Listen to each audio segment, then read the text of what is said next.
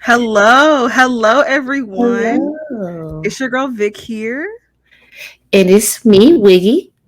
Welcome to the first ever episode of the Tents and Tabernacles Podcast, where we meet God through the person of Jesus Christ. I'm excited, a Yes. little too excited for it to be 9 p.m. Yes.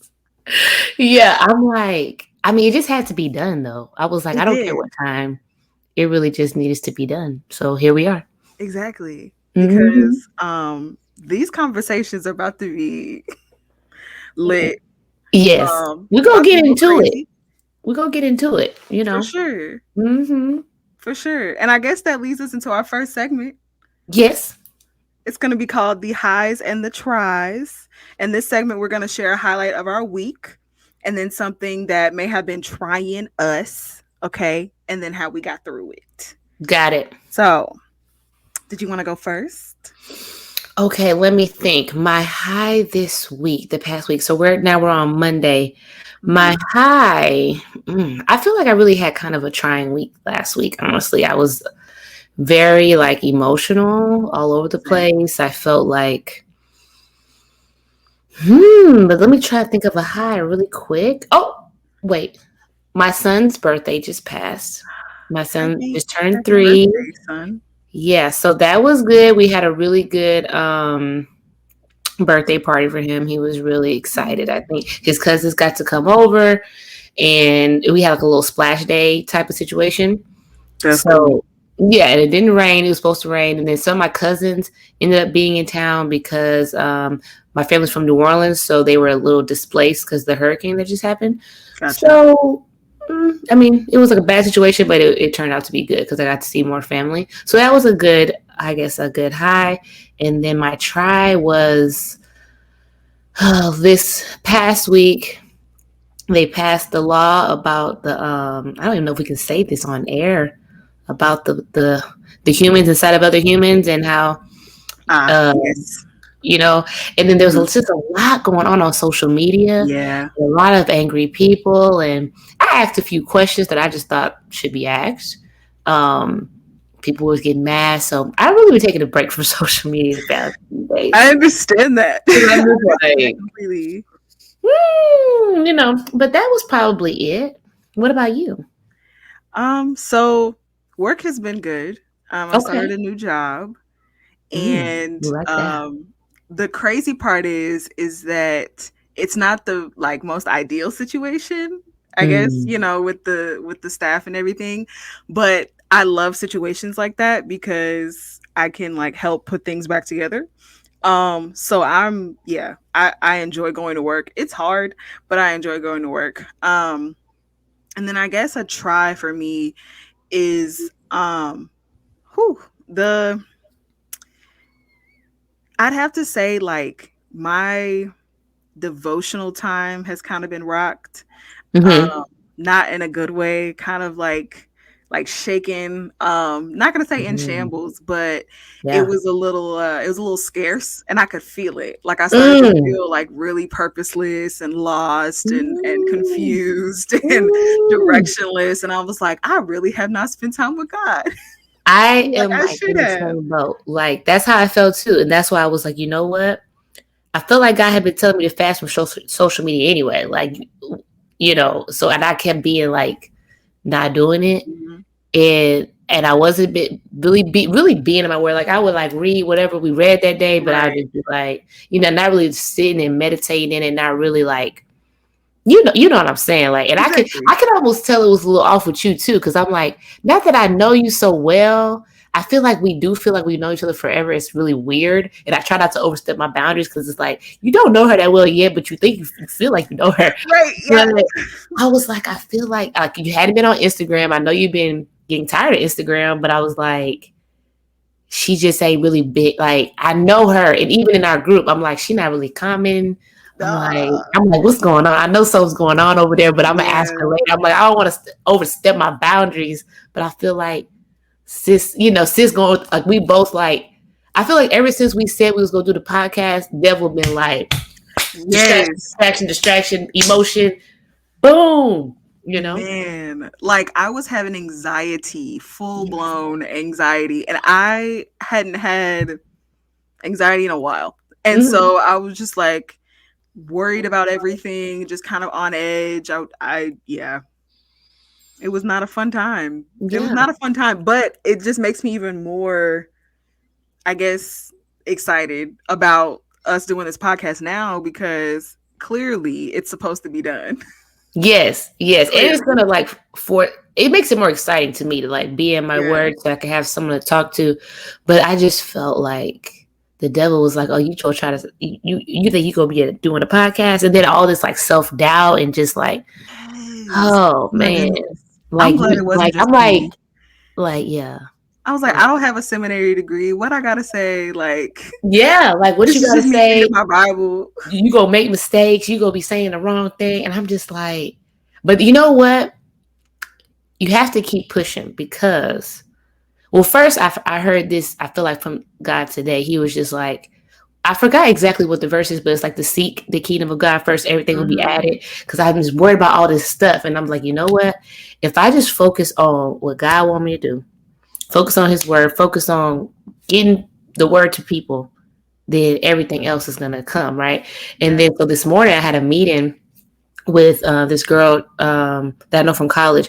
She's starting a nonprofit. She asked me to be a part of it as part of the board of directors. And she was like, Christina, I know God has put you in my life. I was like, what's up? She was like, I've been following you with your motherhood journey for a while. She was like, I saw you with your son. She's like, I saw you started posting more about God. It led me to start. And I was just like, she was like almost about to cry. And I was like, wow, like God, you did all that. Cause I am really I don't feel like I did anything. You know what I mean? Like I'm just posting stuff. I'm just posting verses. I'm just Right. sharing my journey, and it really Mhm. impacts people. So we got to keep doing it. Yeah. Yeah. Mhm. For sure. For real. All right. So what is our next thing? We're gonna transition into the meat of our subjects, Hmm. and that is what we read these past 2 weeks. So some of our audience is not gonna know. But last, what was that, 2 or 3 weeks ago? I'm not sure It now. was like But 2 weeks ago. me and Vic decided that we were going to read through the Bible in chronological order.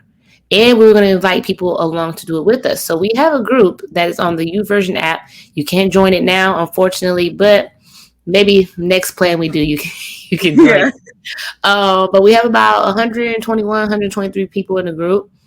And so what we decided was we are going to go through what we read, what we liked, things that we thought were important, where we see Jesus, and we're also probably we're gonna talk about a few other things too. But that's what we're gonna talk about right now.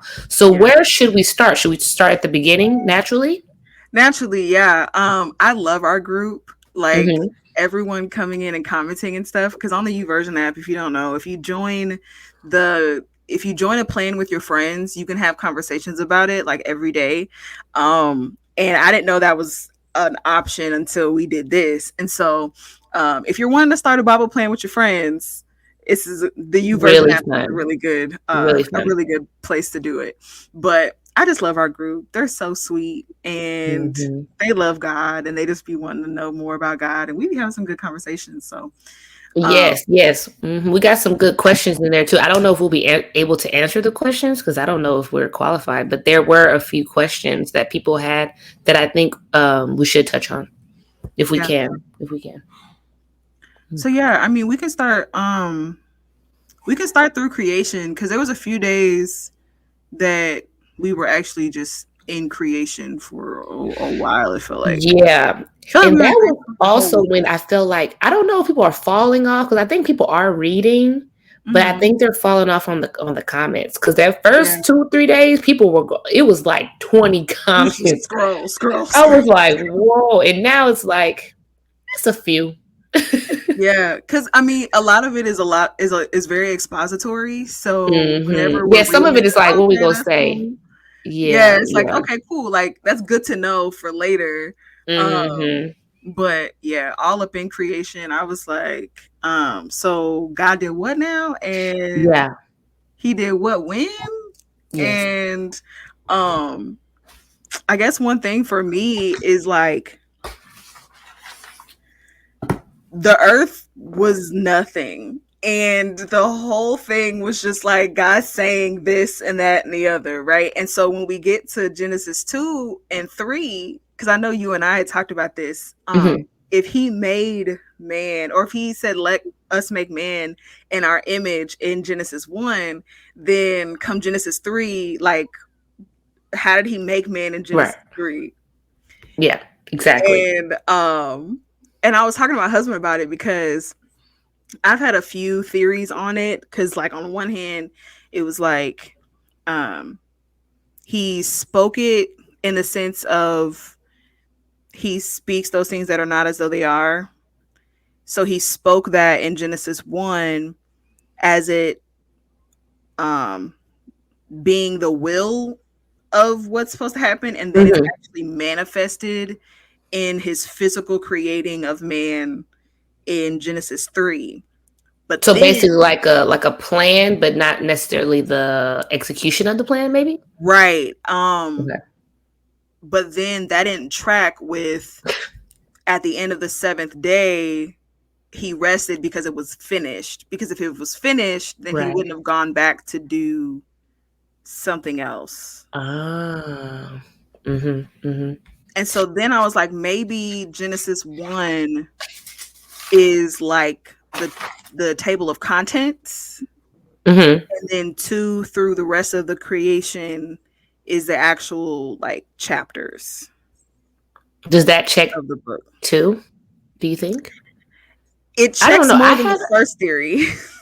I have heard a theory, but I mean, all these are theories, right? And theories you Right. can't prove. I heard a theory, and I'm trying to remember where I read this now. It may have been on a commentary, or it may have been, maybe I just heard it, that the beginning of Genesis, where we see, where we're like confused about, well, you said you made man in your own image, male and female, but then, I'm confused. And it said that the author is actually a different author.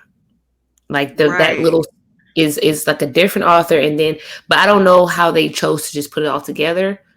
That's probably another topic on how they decided how to put it together. But Yeah. I mean, it's a theory though. Maybe it's It is. just, Yeah, there's multiple theories it's because just it's like like, two different people saying, "Hey, he made man and woman," and then somebody decides to go a little further and say, "Well, this is how he made man and woman, and this is what he." right. I mean, who knows? Honestly, because there's people who get confused about, well, Adam and Eve were the first humans, but then they have children, right? And you would think Mhm. that now it's only like 4 people on Earth, but then Right. Cain goes Then and he there's like goes people, there's like and gets people, married, and there's like a city, and you're like, huh? and you're like, Which I put nothing. God could do anything, so of course, not everything is in the Bible, right? So maybe we have an account of him making the first man and woman, but maybe he made a whole bunch of other ones, and we just didn't write that down. I think that's also possible. that is also possible. I think it is. Because there's always stuff that we're never like. There's stuff in the Bible that we're never gonna know for sure. We can Yeah. only speculate.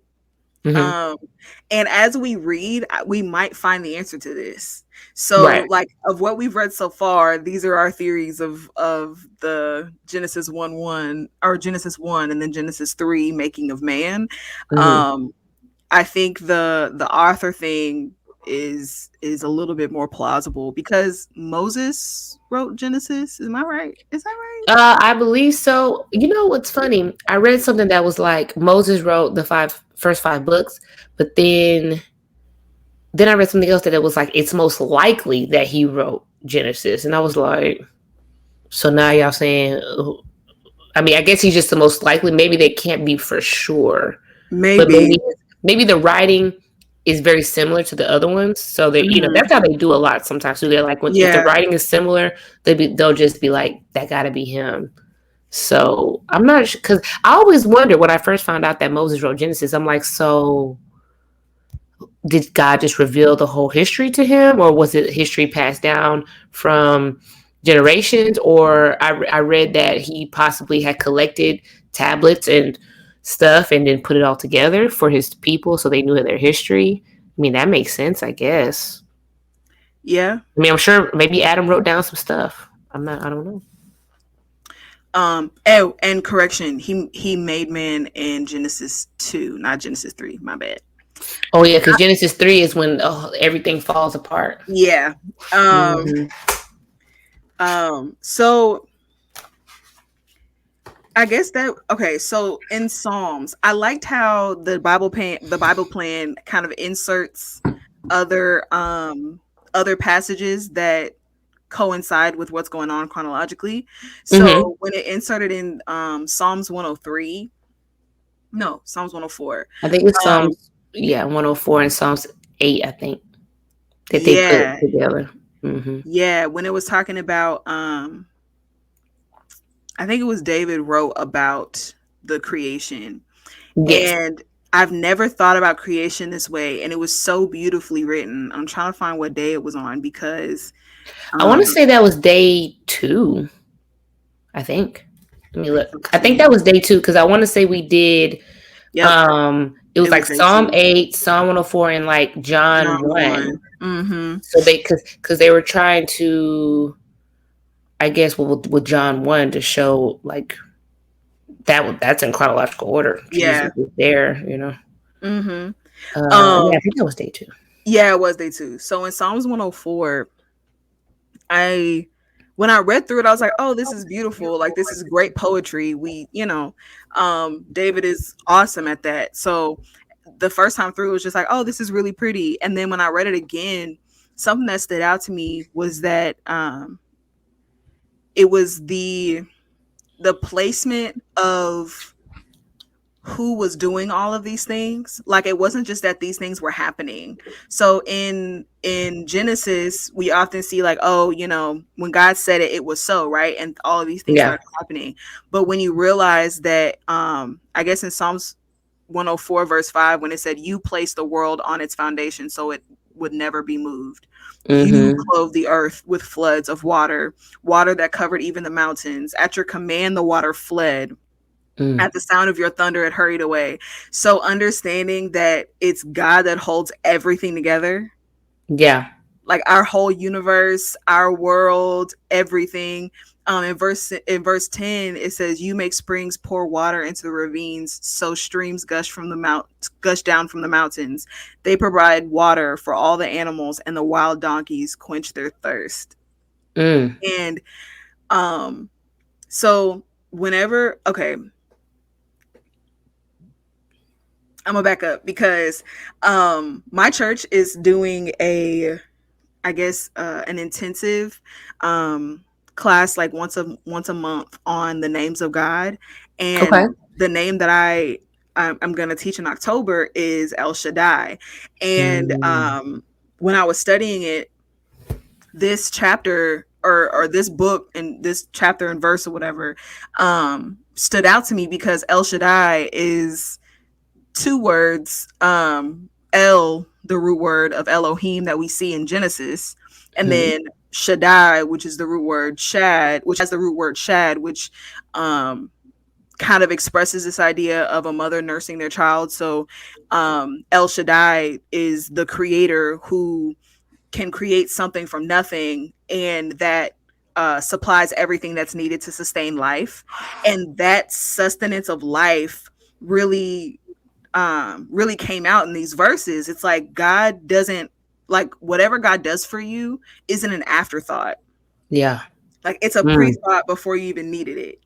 And Ooh. so seeing this in creation, that God caused his creation to produce what its creation needed to sustain life. It wasn't that one day like water just decided to gush. Like, no, God Right.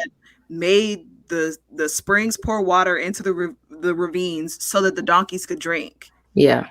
He made the trees and the branches so that the birds could nest in them. Like he made Mm. the produce from the earth so that the humans could eat. So Yeah. all of these Everything is things were working happening. together. Yeah. Yeah. And Everything so is even the already there small for you. things, like even the Mm-hmm. small things of like um birds flying in a certain direction has a reason. It's never just because. Like, you're not here just because. You're here for a reason, and Yes. God will cause you to produce what you were put here to do. Mm-hmm. That's wonderful. Yes. I think it is, because it's like when you think of all that, right? It's like Mm, everything is in place. There's food for you to eat. There's water. Every little thing is thought of. And then it brings me to, I want to say it was in Psalm 8 that same day, where David's like, who is like, I was like basically expressing how small of he is as a human. And he's mm, like, I cannot believe, God, that you think of me, you think of the birds, you think of all this stuff. Like, he's just like, are you serious? Like, this is crazy. That's how I feel. Like, in modern day, he's just like, what? Like, you really be thinking about me, yeah. of all people. Like, why? Why? You're a guy. You are mighty. You can do whatever you want, but yet you think about everything that I need before I even know I need it. I mean, that's enough for a little praise break right there. That's For just, sure. Because yeah, God sees the end from the beginning. So when we yeah, ask him to and do that is something, insane to me. That's honestly crazy. it Like, is. what? Like, I haven't seen it in my own life, and I'm just like, I don't even know why people don't don't believe in you. I just don't get I don't get it. I don't get it. Or I also don't get how people can believe in the creation but not the creator. it. That always We, baffles me. you know, I have a theory on that. We don't have to touch on it too much. We'll probably touch on it another day. Yeah. But people do not want accountability. So it's easier to believe in creation than just be like, oh, we just boop, we popped out of nowhere, and or we popped out of billions of years and we started as a cell, but you can't tell me how the cell started. You know, Right. that doesn't make any sense. So people don't want accountability. So if you don't have anyone to answer to, you can do whatever you want, but you can still draw from nature. You can still ground yourself by wearing no shoes on the earth, and you can do all this stuff, but you don't Mhm. have to be accountable to anybody. But Yep. that's another topic for another day. Having a form of godliness but denying the power. Woo! That's scripture right there, But Hunty. that's heavy, so we gonna talk about it. That's scripture. Hey. What's something that you got? It could be in creation or anything after. In creation, let me see here. Let me read some of the comments people had, Oh yes. because there was a lot of comments in creation. So let me read the first one from, I'm going to say just the first names, from Joe Roro. He said, he is an almighty God, creator of everything, the first artist. He created all these beautiful things in the earth, and still something was missing. Us, humans, that he created in his perfect image, and we are all fearfully and wonderfully made. God really loves us. Mm. Mm-hmm. That artist part, because man, there's so many details. Like, Yeah. everything is so detailed. There's nothing that is missing, nothing that is broken. Yeah, And and it's that's not done in good. such a like. Wait, I think I'm echoing. Do you hear me echoing? I hear myself echoing. I don't know why. I don't like it though. Hello? Can you hear me? I can hear Okay. you. All right. Sorry, guys. Um, it's not like he just did it in such a way that it's just so super. Like, he could have just made everything boxes. Like, he could have made a mountain like in the shape of a rectangle, or just something Right. just like super bland. But he made everything super like if you go out to just nature, it's gorgeous. You're just like, Yeah. you're in awe. Like, that's when you really see God's creation, in my opinion. Is like when you go out into just other parts of the world that are not so industrialized. You realize that it's like, and I wonder. I mean, it doesn't matter why, but I'm like, why would he go through the trouble of making everything so intricate, so many types of animals, so many different types of bodies of water, rivers, streams, creeks, like oceans, seas, bays? Like, how did he carve out this land? Like, it's just like, Yeah. And That's then, like, now that I'm thinking about it as you're saying it, there's certain bodies of water that have carved out the land further. So it's not mhm. like his art is never finished.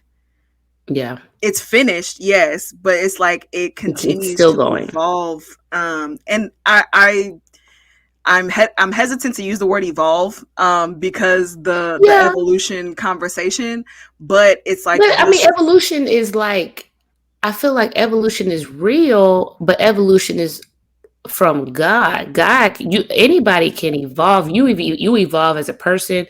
I mean, I don't have any problem believing that perhaps God made giraffes with a shorter neck, and then somehow over time their necks grew longer because they were reaching something else.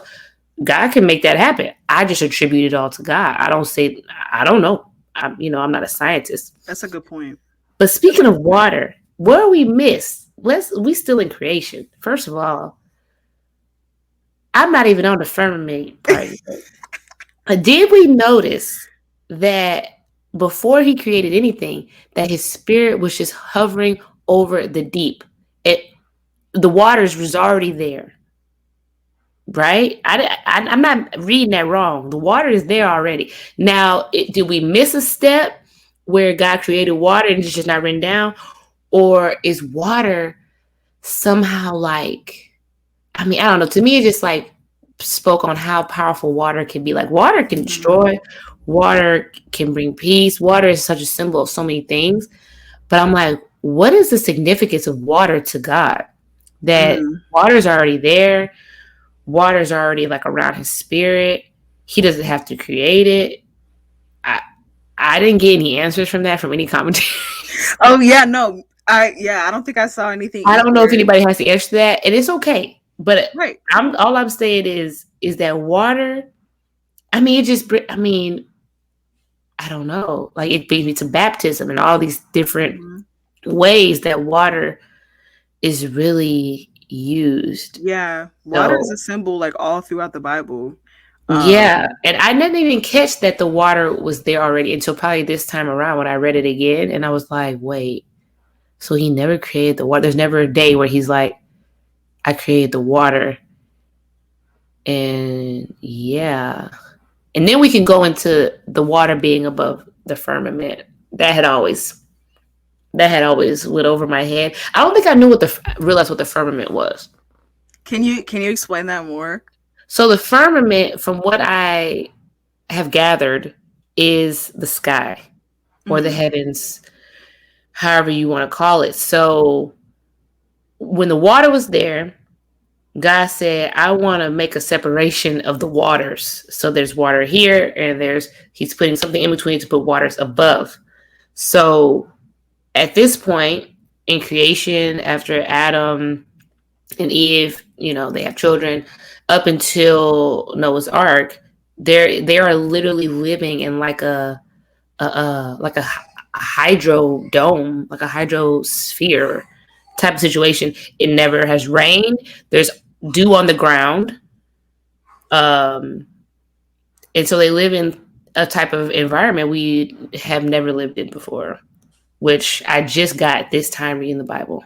So I wonder how the environment was. How do you think that? You think it was humid, or you think it was like real nice? I was just about to say that because I'm like, if there's condensation, there should be humidity. Yeah, but I wonder if it was. I don't know. I wonder if it was nice though. Mm. I bet it was nice. I bet it was nice for a little bit, or I Yeah, don't because I know. mean, there's Maybe there's that not like mostly the as protection between the sun and the humans would be there. Oh, do you think that provided more of a protection from the sun, and now we're just baking? Yeah. Dang. Yeah, I feel that because it's getting real hot, man. Yeah, it Getting is. real hot. All the I time. don't think it was ever supposed to be this hot. I don't think so either. I don't think so. I really don't. I don't think so either. Um, but yeah, so I did want to touch on the water situation. That I think water is really important to God. Yeah. That's what I got from that. I think that it's almost like a part of him, but I don't want to say it's like a part of him in a way like he's made of water because he's spirit. But Right. I feel like water is important, to God. Yeah, I just we'll don't know find why. out why. I feel like because Jesus touches on a lot of watery things. Mm-hmm. Mm-hmm. So I feel like by the end of this plan, we'll understand a little bit more about water. Because I Yeah, I know, think so. like water spring, like, spring up. Um, there's a lot of connection to Yes. Jesus the is the living spirit, water, and he's he's the living water, right? And, yes. if you drink his water, then, that you will thirst no more, and Exactly. things So of that nature. we're gonna tie that all back together. We're Yeah, gonna we're tie gonna come that all back to back that one. together. Um, Are we still in creation? Are we still yeah, in I mean, creation? sin had to enter the world. Mm, mm. And I could okay, I could probably talk about that all day, honestly. I can too, but it's like, I mean, I know you have this question too because you've done a live on it, but it's like, why a snake for one thing? Yeah, I still Um, don't know why the snake. I'm not out of all sure. the animals that you could choose, why a snake? And something else that I was like, oh, this is really interesting. I don't know if snakes' eyesight was an evolutionary development. Hmm. Because you know how like snakes don't have good eyesight. So Well, maybe they don't have good eyesight now because there's a bunch of dust in their eyes. maybe, Maybe they used maybe. to have. But what's weird is in the scripture it says that let me see if I can compare it if the same word is cunning in all of them. But in my version, it was saying that the snake was the most cunning, or the serpent was the most cunning of all the animals. Which I'm like, okay, well, what makes a serpent cunning? But what's weird is also that when me and my mom looked up serpent in that verse, it means enchantress. But I'm like, what kind of animal is an enchantress? So then I got more confused, basically. Hmm, So I'm not sure. I'm not sure. But okay, so let me see. Now that's the interesting. serpent was the most cunning of all the wild animals. So let's compare it to a few other translations and see. So the ESV says crafty. So does the Amplified. So does NIV. The KJV says subtle. That's that's That's interesting. interesting. NLT says shrewdest. Hmm. The Message says clever, and the New King James Version says cunning. But I still don't have my answer on why the snake. Like, did Satan know that he could get into the snake more easily? Like, is an ox more righteous than a snake? Like, I just don't understand. I don't Hmm. know. Like, why the snake? Why could? What do snakes symbolize? Maybe snakes. I don't. I mean, I feel like maybe a snake symbolizes something, like some kind of evil or some kind of darkness. But why would God create animals that are evil? I mean, I guess he created humans that are evil, so I don't know. Right. So, um, I guess I would have to start with the question of like, are angels created, or Mm, like, do they have a beginning? I Because think so. I thought Lucifer was so. an angel first, so it's like, Yeah, I thought that um, he created them, but you know what? Is there scripture to back that up? I might be wrong, I don't know. I but don't they think can't. so. They can't. This is the thing. I feel like if they're not created beings, then are they? Then they're like eternal. Are they eternal beings like God, or can they die? I don't know. I don't think angels can die. I think they Maybe so. have. Maybe they are eternal, but I maybe think they not in the are same eternal. sense of God, because they're not on the level of God. No, but I do think they are eternal Yeah. without the omnipotence. Uh-huh. Okay. Okay. I get, yeah. Oh, okay. That makes sense. Because that is kind of hard, especially think about Satan. Hmm. He's like, I'm eternal, but I can't be omnipotent. Why? And then he started getting out of line.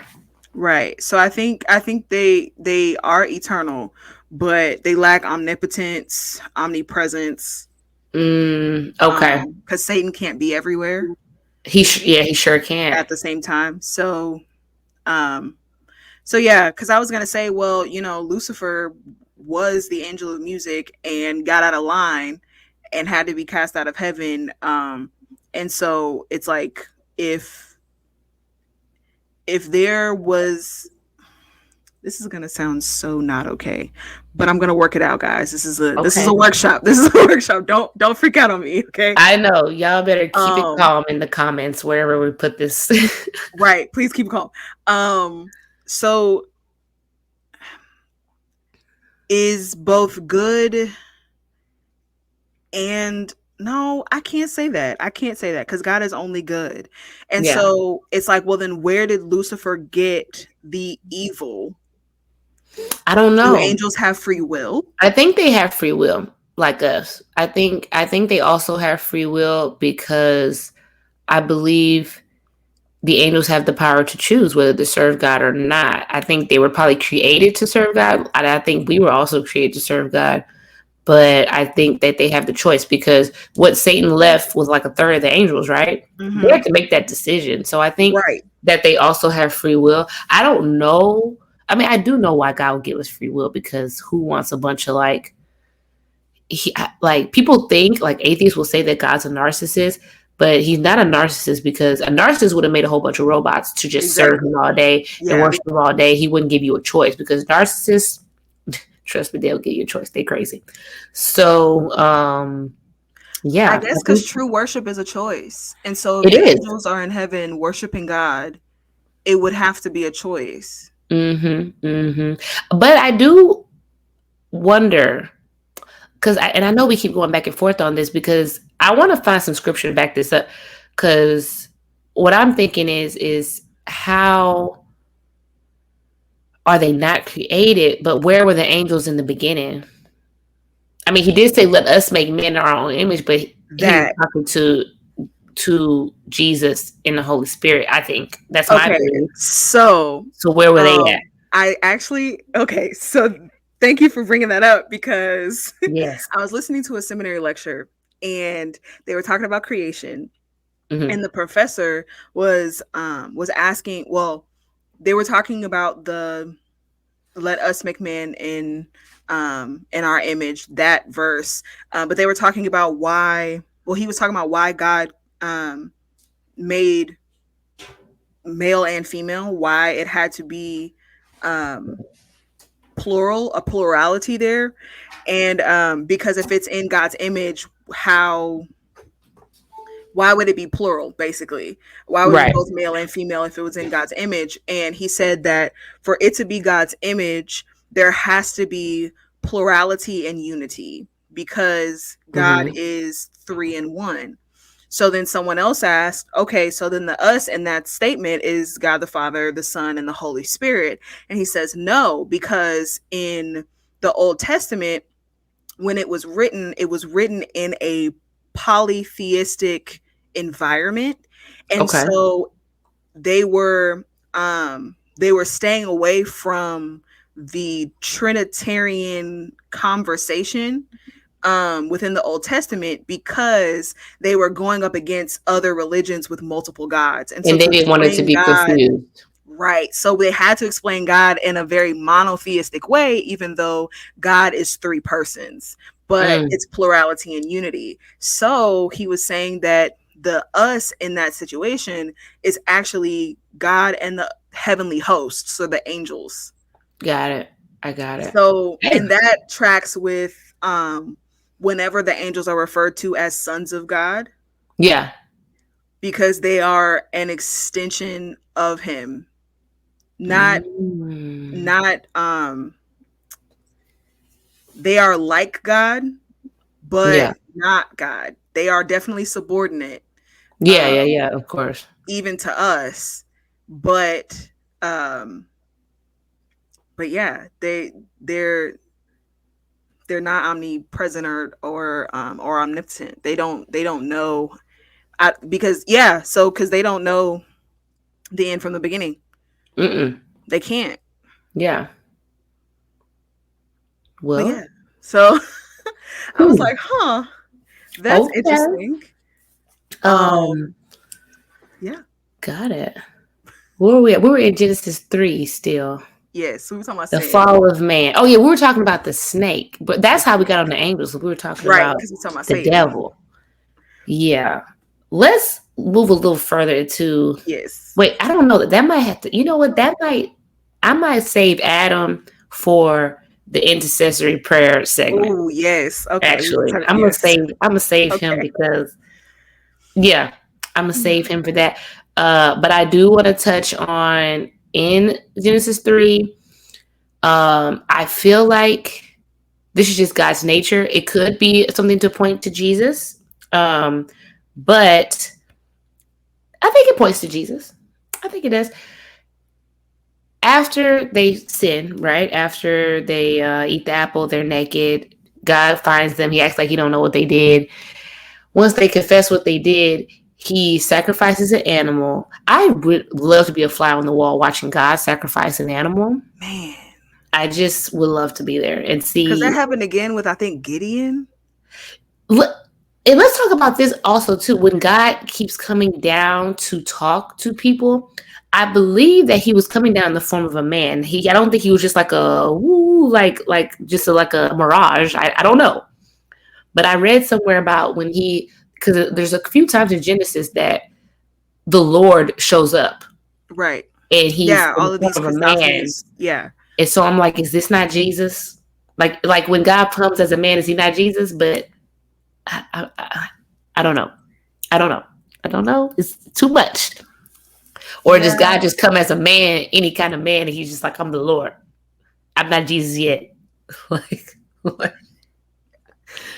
That's yeah. That's I don't. You know what I'm saying? Like in the garden, they heard him walking, so he's in the right. he's walking. Mm-hmm. You know, he's yeah. So, but I think this points to Jesus when he kills the animal. A sacrifice was made. Blood was shed. Blood is always shed when sin is being atoned for. Mm-hmm. And then he clothes them, and and basically I feel like he tells them it's going to be okay. And I feel like this can point to Jesus, his ultimate sacrifice for us. He shed his blood, Mm-hmm. and we are now like clothed in grace and Yeah. mercy. I Yeah. thought that was cool. That's the first time I got that from reading this. I was like, wait, he clothed them. I almost cried reading that because I was like, oh God, you're just so awesome. You just make me Mm-hmm. clothes, even though I'm like stupid. Like, Right. Because love covers a multitude of sins. And it's yeah, like they were naked and now they're they covered were naked and ashamed, and naked and ashamed. ashamed. But Oh, they were naked before, and they just were chilling. I didn't know. Like, I didn't could you know. imagine if we had never sinned and we were just all walking around naked? We wouldn't know, but I mean, Nah, geez. we wouldn't know at all. Because there wouldn't be lust in the world. There wouldn't Yeah, we'd just be be walking around. So just God walking around. intended us to be naked. That's the part that sometimes confuses me. I'm like, well, God intended us to be naked, but he didn't want us to know we were naked. I feel like there's a like an underlying, I guess, metaphor almost, or an image there where it's like before sin, we were able to be like no holds bar with God. Like we were Mm-hmm. able to just be open to God, and vulnerable and intimate with God with absolutely nothing between us. Yeah. And then once we've sinned, we now see that there's nothing between us. Almost like, okay, now I'm afraid. Like they were saying, they were afraid that God was going to do something to them, or that God was going to be upset with them, or whatever, because there was something now saying, well, I'm exposed in front of a very holy being. And Mm, so it's like we were both holy. And then now that I've sinned, I'm no longer holy, but they didn't know that they were no longer holy. It was just this yeah. idea of like, there's something different now. And Mm-hmm. I feel like they were clothed in glory. I don't know if, or like they were clothed in God's presence of some sort. Like they were clothed with something to the point where they weren't, I guess, like cold or Wait, maybe after when he gave them the clothes, they were clothed with the animal. before. Oh, Like, before? Oh, before? I mean, I don't know. I never thought about it before. I just know they didn't have clothes on. I mean, I guess they were clothed in, like you said, maybe his presence, or maybe God's presence was just all around all the time and it just felt good outside. I mean, I'm not sure. yeah, But I there don't were know. no need for clothes until they, you know. Yep. Hmm. Yeah. Yeah. We're gonna let Adam, we're gonna let him Yeah, slide we for right go, but now. we're gonna We're gonna talk about save it later. Adam for our intercessory prayer segments. We can move on if you want. I think the next. Do you have anything after Genesis 3? I did. My next note is like on Genesis 8. Is that Cain and Abel? No, but we could talk about Cain and Abel because So I think something they're that my very husband interesting. mentioned, something that my husband mentioned, was how God dealt with Cain. Hmm. And so like God was like, I mean, you know what to do. And if you would just do what you're supposed to do, I'd accept what you're offering. Right. Like it's not like God was asking him something that he could not provide. Yeah, I 'Cause think when he I, was prideful. I think some or yeah, something because it's like you want to do it again. People want to do what they want to do, not what God want to do. He wants to do what he wants to do, and then got jealous of his brother and so mad. His brother didn't do anything to him. It literally right, killed his brother. right. It was all That's resentment because that's on another level. yeah, yeah. Yeah, it's The crazy. crazy part was it's like, well then what was the proper sacrifice? Was it always a blood sacrifice? Because Abel was a sheep herder. So like he tended to Yeah. the sheep. And so it was easy for him to slaughter the or to sacrifice a sheep. But for Mm, Abel, he tended the field. And so was it just that there was the first fruits, or because Abel did give the first of what the I think it is, and what I've read a few, because I had the same question because I know that blood atones for sin, but there's different types of sacrifices. Like in right. the law, there's a grain sacrifice, so obviously it's acceptable to sacrifice vegetables or food or whatever.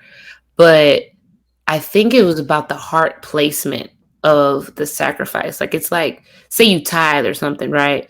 And you tithe from a place of faith, or you tithe from just I'm supposed to do this, out of a religious reason. Well, God doesn't like religious reasons. So I think Abel's sacrifice was a sacrifice, at least God saw it as a sacrifice of faith. I'm not sure how many sheep he had. I mean, it was a pure and spotless one. I think it was the firstborn. Yeah. Firstborns are very highly regarded, especially in this culture. And then Cain, I mean, who knows if it was even the best fruit that he had? Was it? I'm not sure if it said. In Right, you're right. vegetables, maybe Actually, it I wasn't. pulled it up. It said when it was time for harvest, Cain presented some of his crops as a gift to the Lord. Abel also brought a gift, the best portions of the firstborn lamb of his flock. Hmm. So there was a sense of worship difference Yeah. there. Yeah, And he's just bringing some, like I don't yeah, know what would have been a better sacrifice of his fruits and vegetables. Maybe it could have been maybe a fruit or a vegetable that's rare, or maybe it could have been one that looked the best that he could have probably sold to people. Like, it maybe he gave him all the bruised apples. And then it's like, bruh, you just here because you think you're supposed to be here. I don't want it. I don't want it. Bring me something else that actually yeah, shows your worship instead of just you going through the motions. That's how I feel it was.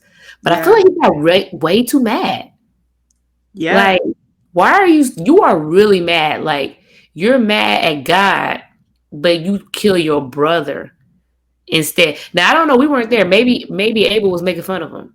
Maybe everybody knew that his right. sacrifice was it. Maybe it was common knowledge. Hey, your sacrifice wasn't accepted by God, bro.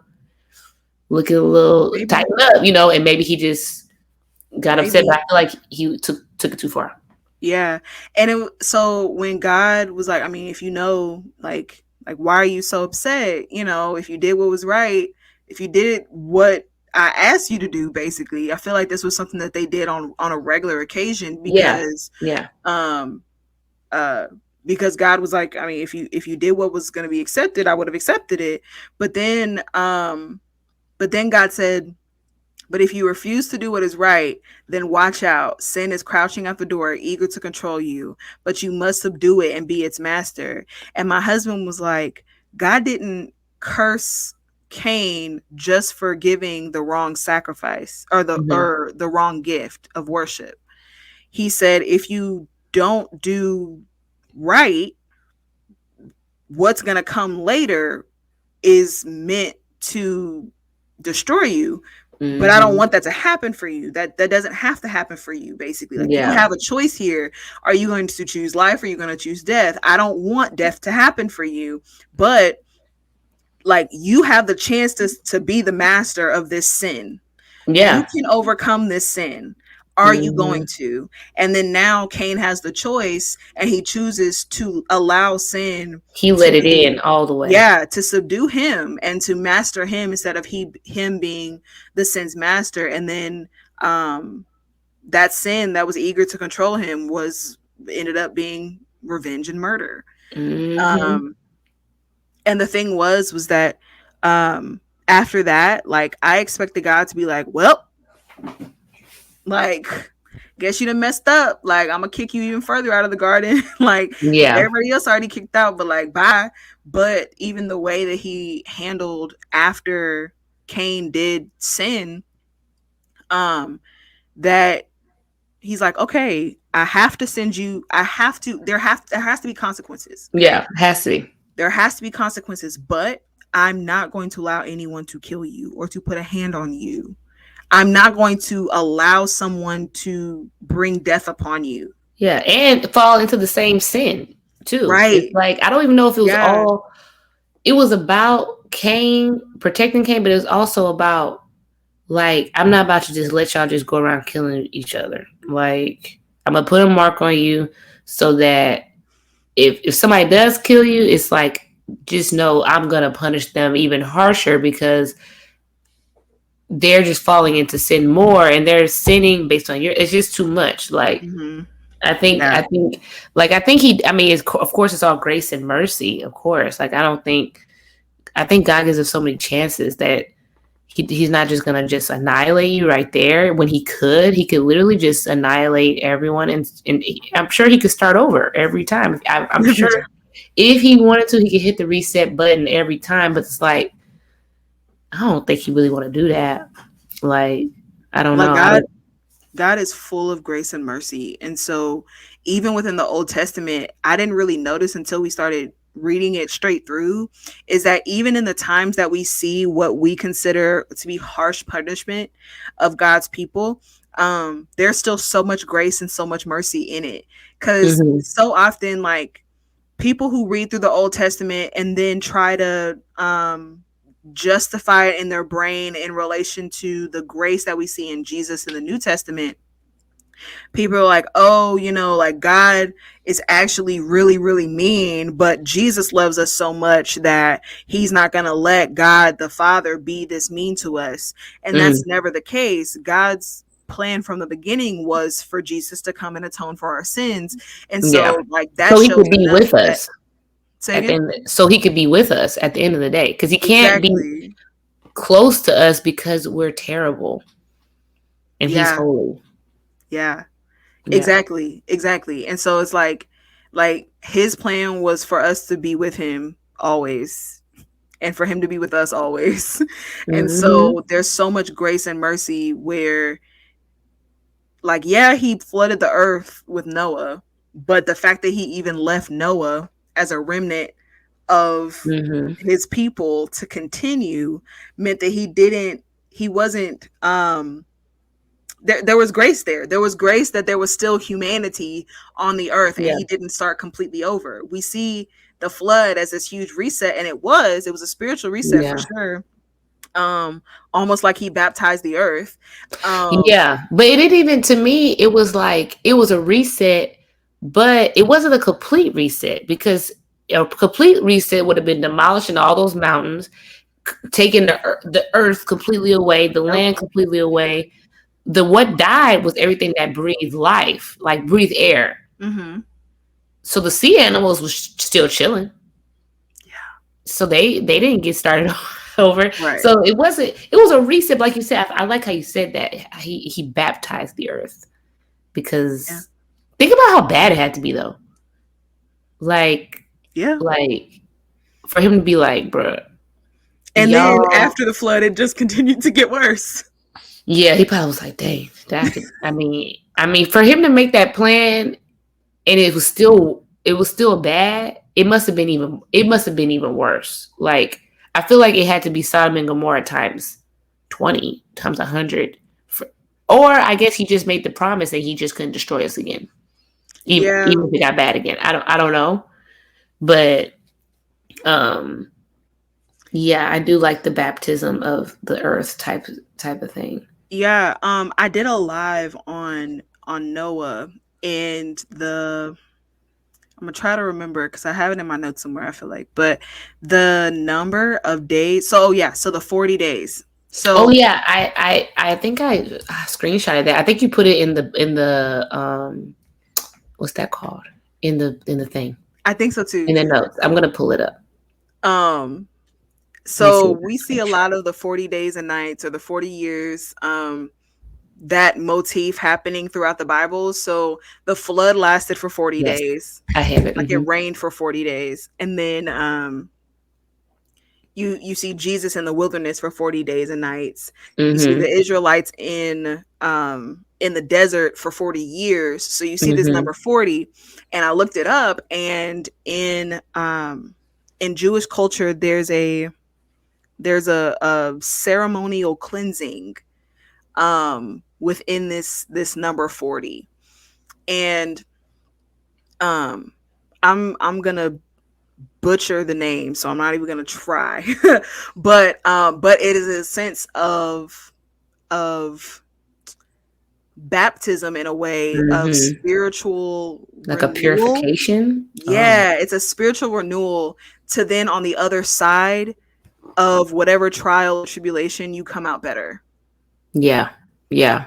And so I think there was a an issue with man thinking that they no longer needed God, that God had to baptize, um Mm, because there was, like, after that there was still a sense of I need God, I just don't know where he is. yeah. But before that it was the Tower of Babel. Or was that before or after the flood? No, Was that's that after the after? flood. That's after the flood. Goodness. Hmm. Yeah, they started. They got back to the evil right after, Right after. like literally after the flood.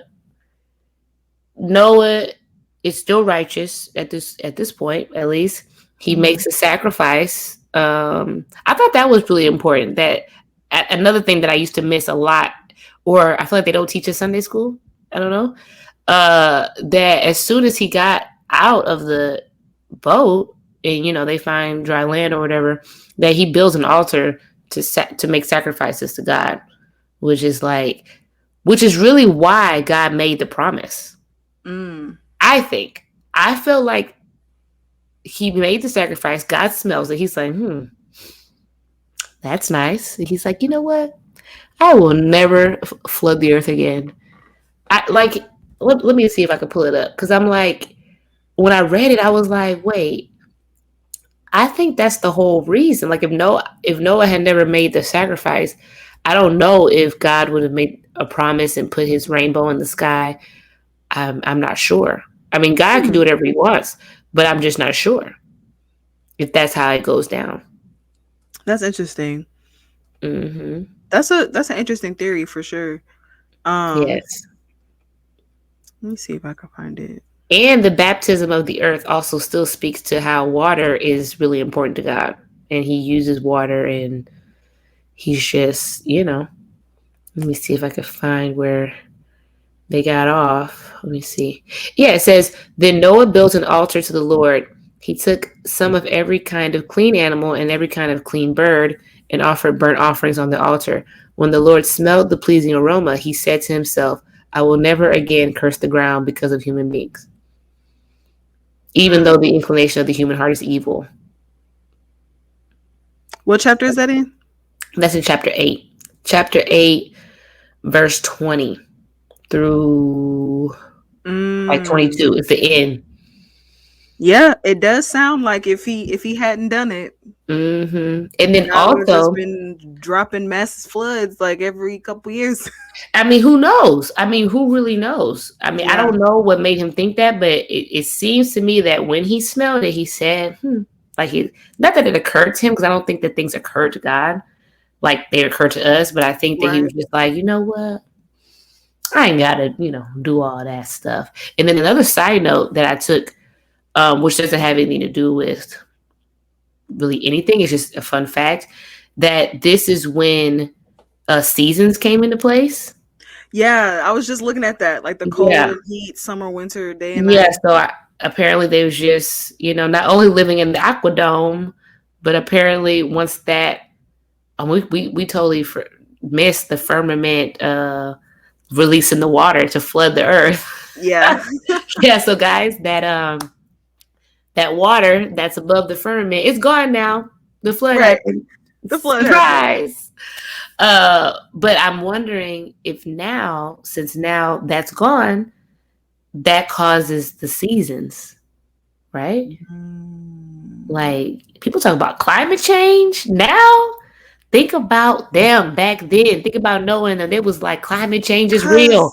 Because seasons do happen based on proximity to the sun. Right. So because the Earth is on an axis as it on a tilt, Mm-hmm. as it turns is what creates the seasons.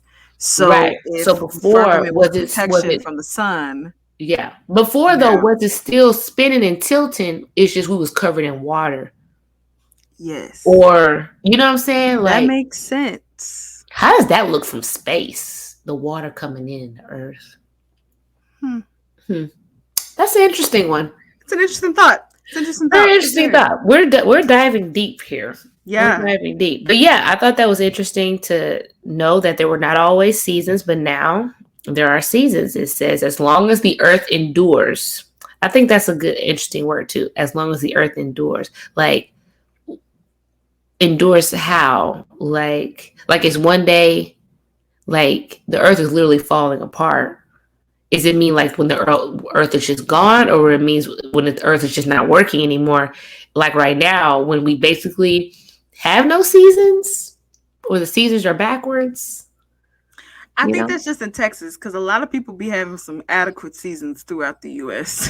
That's true. But I had heard, I was listening to this one podcast and they were from New York and they were like, that it was like the hottest summer they've ever had. And then their winter was like not as cold as it usually is. So I'm like, what is going on? But I don't know. I'm from Texas, so I don't even know what winter is until this last winter where Right. it We have froze. hot, hot, and then ice. Yeah. And I never want to see snow again after that Neither. Texas freeze ever again. I don't want to see snow. I'm good. I'm from the South. I like it. I I'm can good. survive in 105-degree weather. Yes, It's fine. I'm fine. I'm Completely. totally fine. Um, Yeah. I guess after that we can go to Abraham. Oh yeah, we can get to Abraham. I like because when we go to Abraham, I could still touch on Sodom and Gomorrah. Oh yeah, no, let's back up and talk about Lot. Well, we can talk about Abraham. Lot We'll is get in the into Lot. intercessory prayer too, but Yeah, we can still talk about. Well, should we talk about the man in Sodom and Gomorrah in the intercessory prayer too? for sure. Maybe It we'll was save Sodom and wild. Gomorrah. Yeah, let's save Sodom and Gomorrah and we'll go into Abraham. Um, what do you think about Abraham? Or do we call So him Abram first? He's not Abraham yet. he, I'll probably switch it back and forth depending on what part. So okay, I have read Abraham's story so many times throughout this year. And Okay. it wasn't until this last time reading it that I understood why God chose Abraham. And Expound. huh? Keep going. Explain. Okay. So Abraham is the perfect picture of, how can I say this? Partial obedience. I like how you said partial. Mm-hmm. Right. So you see this flawed human, and yes, his faith was counted to him as righteousness. What is righteous is only deemed by God. We can't be righteous just by actions. That's, a given for all of us. But and so we know that Abraham was a flawed human being. Um he was righteous, but he wasn't perfect. And Yeah. so throughout his lifetime, like, I read a commentary saying that God, the time that we see in, I think, Genesis 15 or 12, actually, no, it's 12, back when God first called Abraham and said, go to the land that I'll show you, like, leave the land of your family and go to the land that I've showed you, or will show you, and it's Canaan and whatnot, right? We find out in Acts through Stephen that God actually called Abraham before that moment that we see in Genesis. And it happened before his father died. And so after his father died was when he actually left Haran, and traveled to Canaan. So it's like the time that we see it is actually the second time that God said, Okay. leave your family. Yeah. And leave that place and go to the land of which I'll show you, or whatever.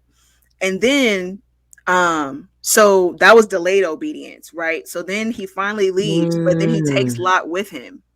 Yeah, you're supposed to leave your family, but you bring You're your supposed to leave your family. family. So it causes unneeded frustration for him, because now he has to handle Lot and his personality and his issues and all of that, because Lot is selfish and a whole bunch of other stuff. Right. And Right. so now you have the land that God told you to be in, Canaan, but now you have to split it up and say, okay, it's not big enough for the both of us to have our people, like, eating here and growing here and all that kind of stuff, whatever. So whatever, so Abraham said, whatever you take, I'll take the other half. If you take this, I'll take the other, whatever.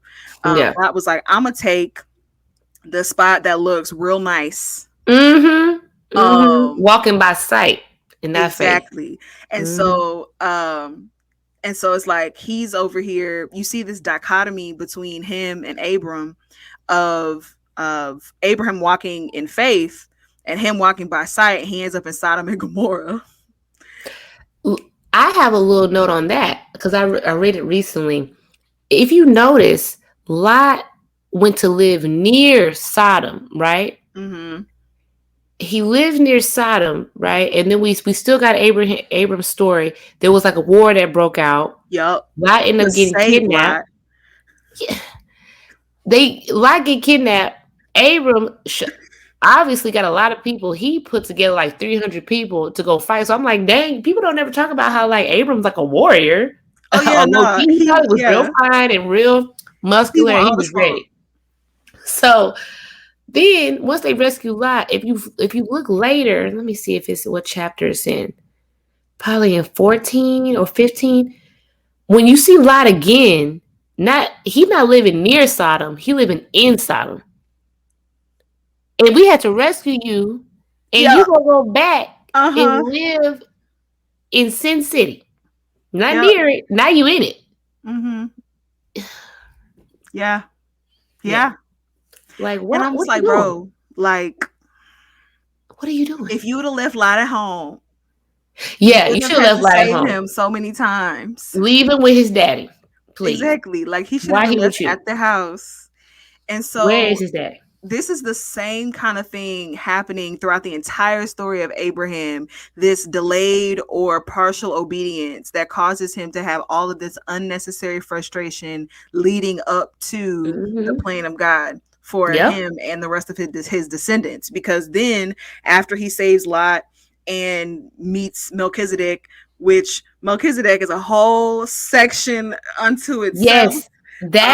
Because that is a section where we need to think about things that point to Jesus, because that's what he is. Jesus is a high priest in the order of Melchizedek. So the high priests are in the order of the Levites, and so now it's saying that that Jesus is not a Levite priest. No, yeah, he's in the order of Melchizedek, Levitical priesthood, not Aaron.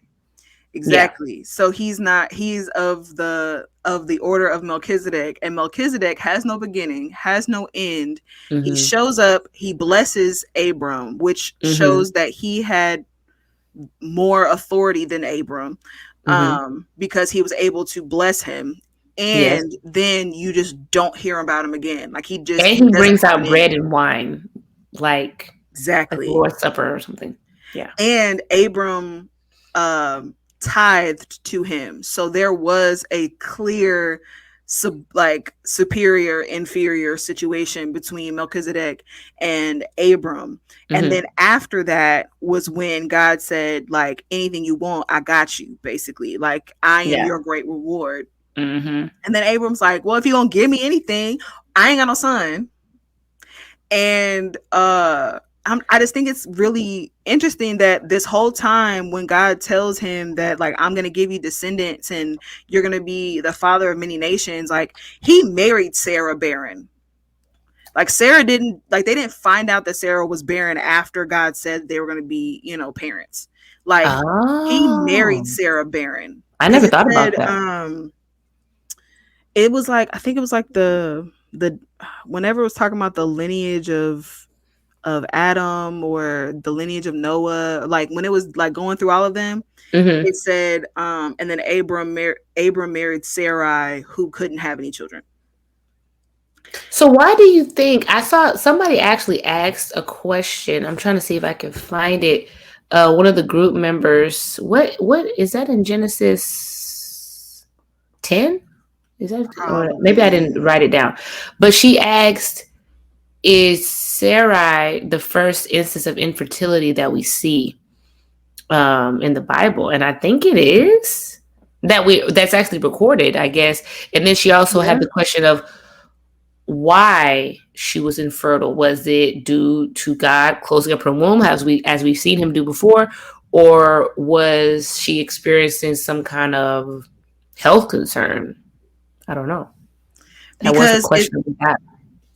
that I think it was the first instance of infertility that we saw that was recorded, Mm-hmm. because the only other, I guess, birth that we see or that's recorded is Eve gave birth to two sons.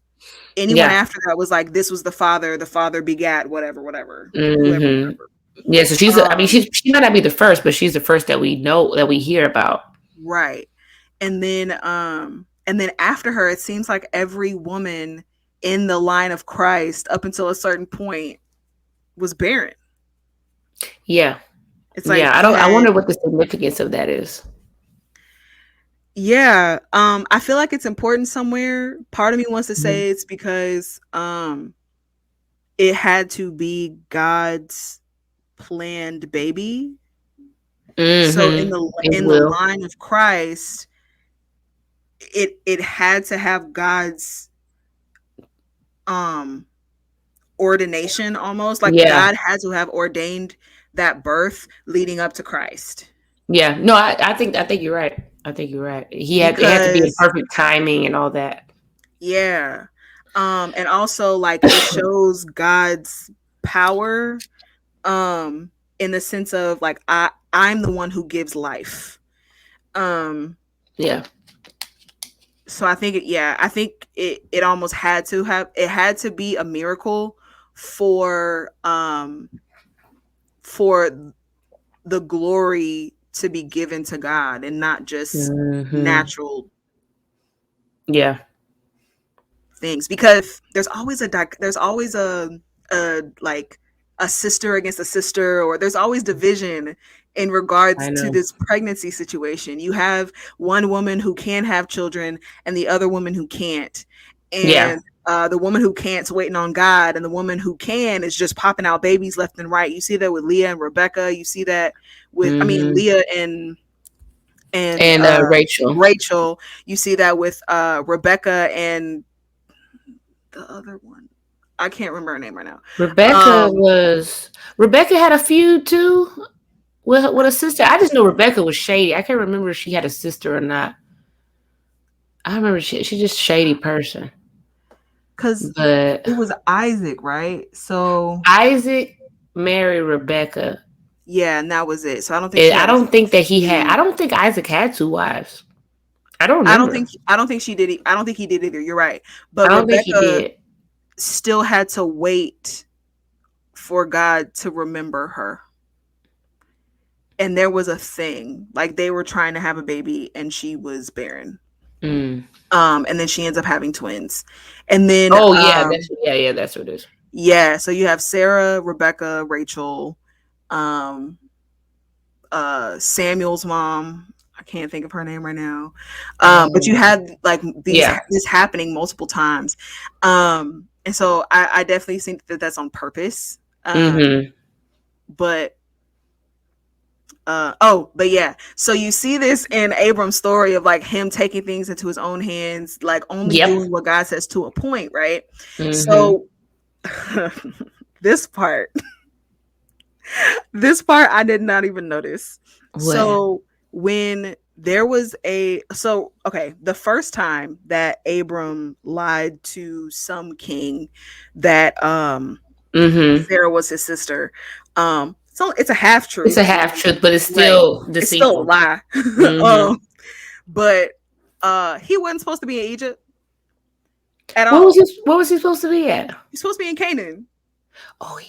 So there was a famine, and then he went to Egypt to like get, food or whatever. But when I was reading the commentary, it was like God called them out to Canaan. So if he called you out somewhere, why don't you believe that he will sustain you in that place? But you're trying to go to Egypt. And so he went to Egypt, and because he went to Egypt, he had to lie to keep his wife because he was afraid that, they were going to kill him and take his wife, whatever. So that he ended up lying. And then when they left, like the king like gave them all of these things, gave them servants and all this kind of stuff, right? Hagar was one of those. Oh, so he brought back his trouble. Exactly. Just like he brought Lot, he brought Hagar. Oh, you are so right. Man, when I read that, I was like, that makes sense. Wow. Because I was wondering, I'm like, where is Abram getting all these slaves from? Like, because Hagar was Egyptian. And I was like, that makes sense. Wow. So if he would have stayed in Canaan and trusted God, that God was sustaining him, which makes when God actually revealed himself as El Shaddai even more important, because throughout this time, like Abram has tried to fill in the rest of the story. Like when God says, I'm going to do something, Abram says, okay, cool. This is what I can do to make that happen. Exactly. But it's like, you're not supposed to make it happen. I'm telling you it's going to happen. Because it's like, I am the creator that creates nothing. It is funny because Abraham is known for this man of faith, and he does have faith but like you said, he has the little beings, which a lot of us have. Yeah. So it's like your faith is strong, but I mean, even with his wife, he tells you that he's going to give you a son. And when your wife comes to you and says, well, have the son through this slave, you don't even pray about it. You don't even ask God about it. You're just like, yeah, that's probably how it is. I'm just going to, no. Uh-oh. I think we went out for a second.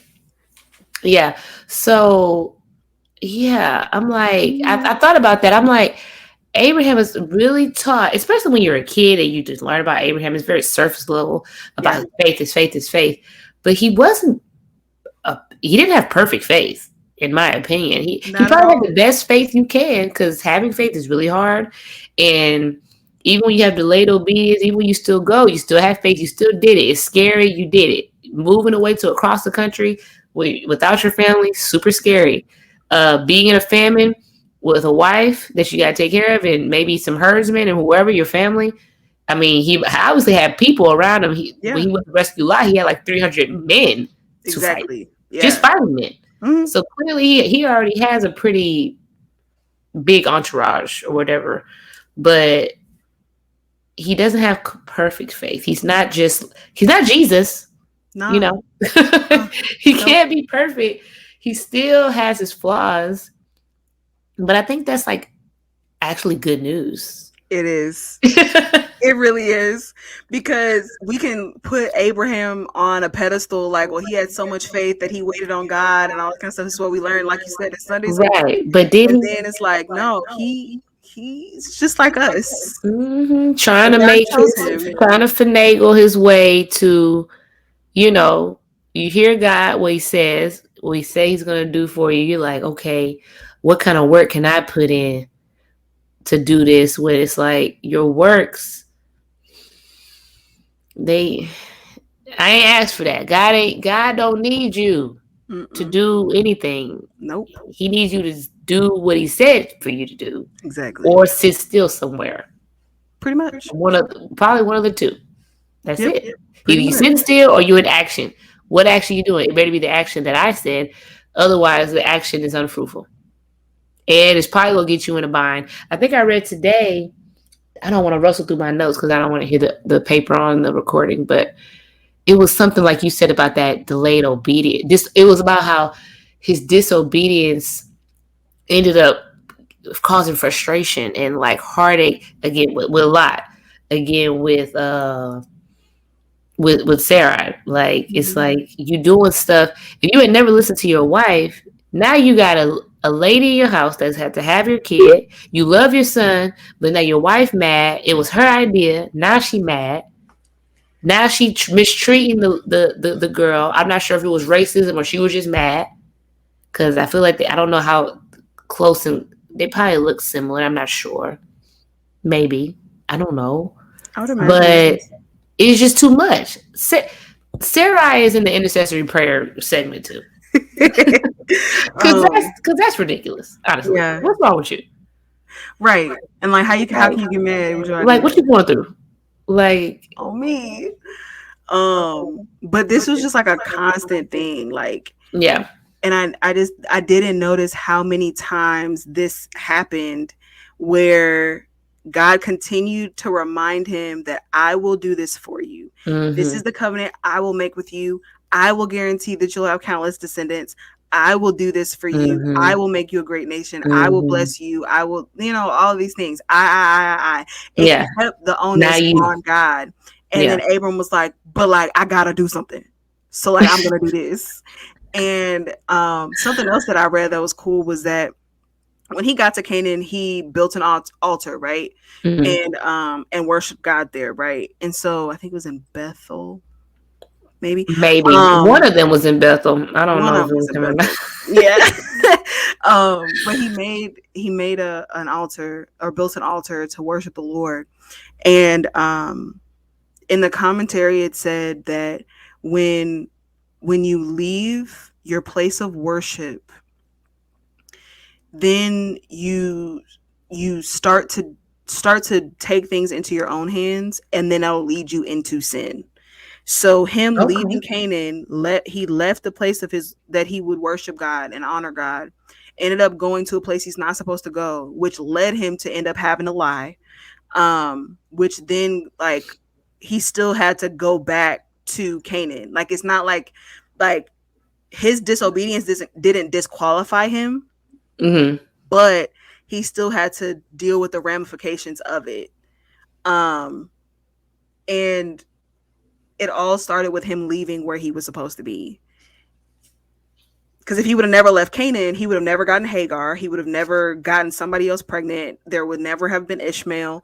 And Yeah. Ishmael is the father of, I don't want to say the father of Islam, but Yeah, I want to say he fathered like all the Arab nations, right? yeah. So then now you have this feud between the brothers. You see That has been, between yeah, and Ishmael it's and still going Isaac. on today. Exactly. And that wasn't the Hmm. plan of God. That didn't have to happen.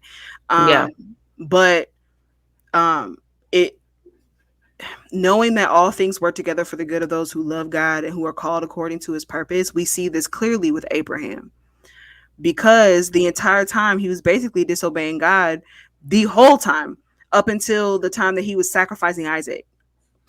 Yeah. Up Yeah. until that point, everything that he did was partial obedience. And then once God once he got a full revelation of who God was, this is after God changed his name, expressed to him who, like who he was as El Shaddai, God Almighty in his life, right? Gave him Isaac. Now I feel like he actually trusts God. He always had faith that he existed, that Yeah. God was there. But now I feel like he trusts God to stay true to his word, because if God said that he's going to give you descendants, then he wouldn't have killed you during the famine. But Mm-hmm. but you still didn't feel secure and you found your own way to sustain yourself. If God said he was going to give you descendants, he's not going to keep Sarah's womb closed. Yeah. But you still found a way to, sustain yourself in that. But now, after getting Isaac, if God said he's going to give you descendants and he's giving you Isaac, then he's not going to kill Isaac. Yeah. And Abram knew that at that point. Yeah. I think I actually read that he thought, because he was about to kill him, Yeah, he thought that God was just going to raise him from the dead. exactly. So it's like And he God was was going to like, do it because, like, he this was like, is, clearly, you're yeah, going to come back because I'm about to. He had right. the knife. And He was resurrection ready was to go. never a thing yet. Like like no Yeah. one was just raising from the dead yet. But Now he that did. is some crazy faith. At this point, that is some crazy faith because Mm-hmm. you are literally going to kill the son that is supposed to provide all these descendants. And Right. you're like, I guess at that point, when you see miracle after miracle, if you still don't trust God, you're like, come on now. But that's a big one to kill your own son. Yeah. I guess God did it too, right? So Exactly. Like it it's like pointed straight to yeah, Jesus. that point straight to that's a point straight to Oh, Jesus. and not only that, that was a covenant moment because they Mm-hmm. were in covenant together. Like Abram doing that, and by faith he killed his son because he believed his son was going to die. So he had Yeah. already, like, his son was dead to him. Um and so basically came back as if by resurrection when he wasn't, having to kill his son. But because Abraham did that towards God, God was able to do that towards us. That was a Mm-hmm. covenant moment. Mm-hmm. Um, and like we see the ram in the bush, and obviously we know that to be Jesus, but also in Hebrews when it said that God's plan for Jesus was before the foundations of this earth was made. Um, the ram was already stuck in the thicket. Mm-hmm. It was already stuck by its horns. Mm. It didn't just show up.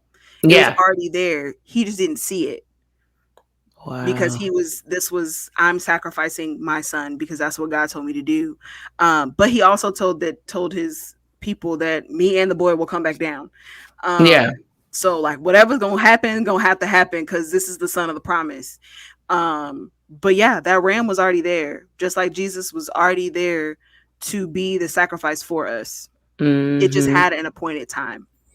I saw a TikTok and it was about this subject, and it was an interesting perspective that I never thought about. It was about when Abraham was going to go sacrifice Isaac, and how in this time, they live in Canaan, right? Mm-hmm. Canaanites are pagans. They worshipped Baal or whatever. They Mm-hmm. sacrificed their firstborn children to their god. That was a thing that they did, right?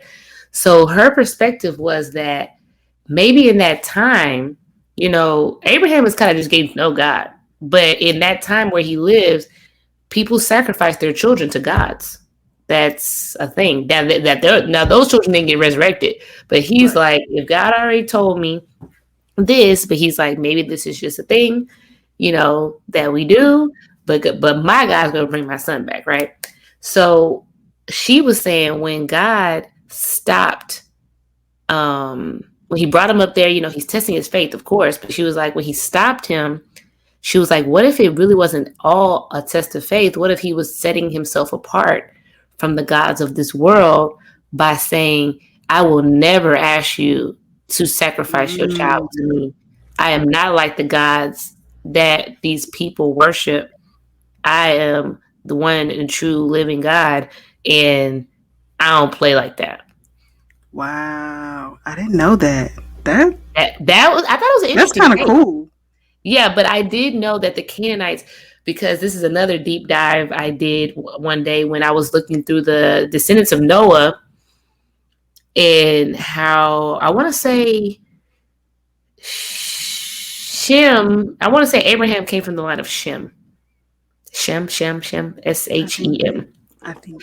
Now, one of the other brothers, or one of the other sons, his descendants are like the Canaanites, the Jebusites, the Amorites, all these people that the Israelites fight later on Mm-hmm. in the Bible and displace out of the land of Canaan. But one day I did my deep dive on these people, and they worshiped this god. It was like an idol. It had its hands out or whatever, and then they would heat the hands up until they got hot red, and they would put their newborns on it. Satanists still do that to this day. I mean, I don't know if they burn them alive, but they sacrifice children, firstborns. Firstborns mean a lot to God, and they also mean a lot to Satan because it belongs a lot to God. So if the devil can get your firstborn, it's a win for him in his heart. Man, that's crazy. Yeah, people used to really be like, we'll get to it later, like when we get to like I forgot what book, but it's like, because Israel starts doing that, like, and God's like, y'all over here sacrificing your kids in the fire, like, you know, like y'all wilding out here. Like, so it was like a commonplace thing for people to do. Man, Yeah, is that crazy? that's Like, that's insane. ridiculous. But That yeah, is I thought that was interesting. I saw that on TikTok. I don't know if I can find it ever again, but I saw it on TikTok. Man. Okay, so What do you want to go on to? Where are we at? well, I guess this is like an overview kind of point. I guess to transition into like a one of the other stories, but Abraham obviously, you know, lied about Sarah being his sister, but he did that twice, and then Isaac did that same thing with Rebecca. He did. How bad was it that if you had a beautiful wife, people was going to kill you? It must have been really bad. Like, had to be, because like that must have been a common. Seemed to be doing it. It must have been a common thing that people would literally steal your wife and kill you. Like, I don't know. Maybe I should look that up, but seems like it seems like why would they just lie for no reason? Right. Like, I don't think they would lie for no reason. I think it was like it was real survival mode. Yeah. Even though they were kind of all their sisters at this point. So man, it was like cousins. True. Yeah, but yeah, it's kind of crazy. After that, let me see. Should I read any more comments? Let me see. We were in where were we at? In 12? Genesis 8, 12? Where were we? Let me see if I can read any more. Where were we at? Did we get to the Tower of Babel? No. What were you about to say? Isaac did it to the same king as Abraham did the second time. Abimelech. Really? Po King got duped twice. He was like, what is wrong with y'all? He was like, bruh, I don't have time. Yeah, because I thought it was interesting too how God appeared to those kings or whatever, and I wasn't exactly sure if those kings were followers of God, but God appeared to them, and even they knew, like, hey, your God appeared to me. He told me I better not touch this woman, so I ain't. And it's like, dang, like you believed real quick. Like, what did you see in that vision? Like, look, I ain't trying to die. It was a bunch of self-preservation, probably. I ain't trying to die. Yes. Oh, we do. There was some comments people said about Hagar, I think. Let me see. Let me read one of the best ones. Oh, somebody agreed with you about the partial obedience, because this AJ says, so if God told Abram that he will have an heir of his own flesh and blood, why agree with Sarai to go along with her plan to have a child through Hagar, And then he puts the little thinking face. He's like, Scripture said that Abram believed the Lord. Yeah, you can believe. I mean, okay, so there's different That's levels of true. I mean, you can belief. believe and still do dumb stuff. Yeah, like all of us do. Like, Sometimes I was thinking about how, like in the early Christian church, or even like in life, like people don't like women to speak, or I feel like the early church had a big fear of women coming to be too powerful in the church. And it's because they're looking at history and they're like, okay, Eve, not that she deceived Adam, but Adam, it's like men are dumb when it comes to women somehow.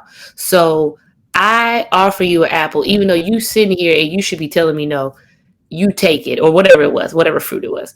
Or Sarah, for instance, she's like, let's do this plan. And Abraham's like, you know, or, we keep going down the line, like Jezebel, a evil queen. She literally influenced her husband. Like it's a few instances that I think have scarred the men of the early church, where they're like, women, y'all just don't say nothing because men cannot think straight when y'all talk. Because it's like, what like, they're supposed to be the spiritual leaders, they're supposed to be thinking, and they're not thinking. They're just doing whatever the woman says, and the woman don't even have to really persuade you. It's kind of crazy. Like, so I think we'll get into that later, but I feel like that's a lot of where early church rhetoric is like, we can't let the women get too crazy, because as we see in the past, we are led astray by women because we don't know how to think when women start talking. Which is not our fault. It's not our fault. It's not, but that's get yourself together. Get it together. But yeah. Let me see if I have any other comments. We're still on Abraham, right? Oh, sure. Where are we at? I'm not sure. I had mentioned Isaac and Rebecca. Oh yeah, we're on Isaac and Rebecca. We're trying to get through like 2 weeks worth of reading. I know. Just for those. I like Isaac. Know. I feel like Isaac is the most wholesome out of the Abraham, Isaac, and Jacob clan. Out of that line, Isaac don't do much. Isaac, from what I can remember, he was like just trying to do his thing. He got duped by his kids. He didn't like that. He got duped by his wife. His wife, who, I don't know what's wrong with her. Like, Isaac didn't deserve all that. They literally deceived Isaac. Isaac loved Esau, right? He loved him. I know he did. I could tell. Esau was like his homeboy. He was like, you're my first son, even though Jacob was trying to be the first and he was holding on to that heel. Too bad you didn't come out first. And Jacob was already plotting on Esau, trying to steal his birthright. Esau gave it away. But Esau gave it away for some soup, though. Yeah, I don't understand. I can plot all it's like, how hungry were you? How hungry? Obviously, really hungry. He said ain't nobody that hungry. He said he was about to die. He said, if I don't eat, then what's worth of the birthright? Because I'll be dead. Dramatic. Yeah, but they had a dramatic mama. See, this is where genetics comes into play. Because their mama dramatic, and then their granddaddy, Laban? That's Rebecca's daddy, right? It's her daddy, her uncle, or who? She's related to uncle. It's her uncle. It's in the family line. He was deceitful too. They just a whole bunch of deceitful people. I don't know where they got Rebecca from. She might have been young too, though, because when Isaac took Rebecca, when the guy went to go get Rebecca, they almost didn't want to let her go because I felt like they felt like she was too young. And if you notice, when she leaves with her wet nurse.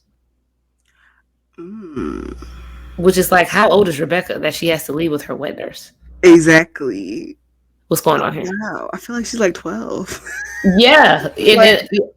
Let me see. I might try to read it again because I was like, when a lot of things, when you reread it, you're like, say what now? How long do you keep a wet nurse? That's what I was trying to figure out.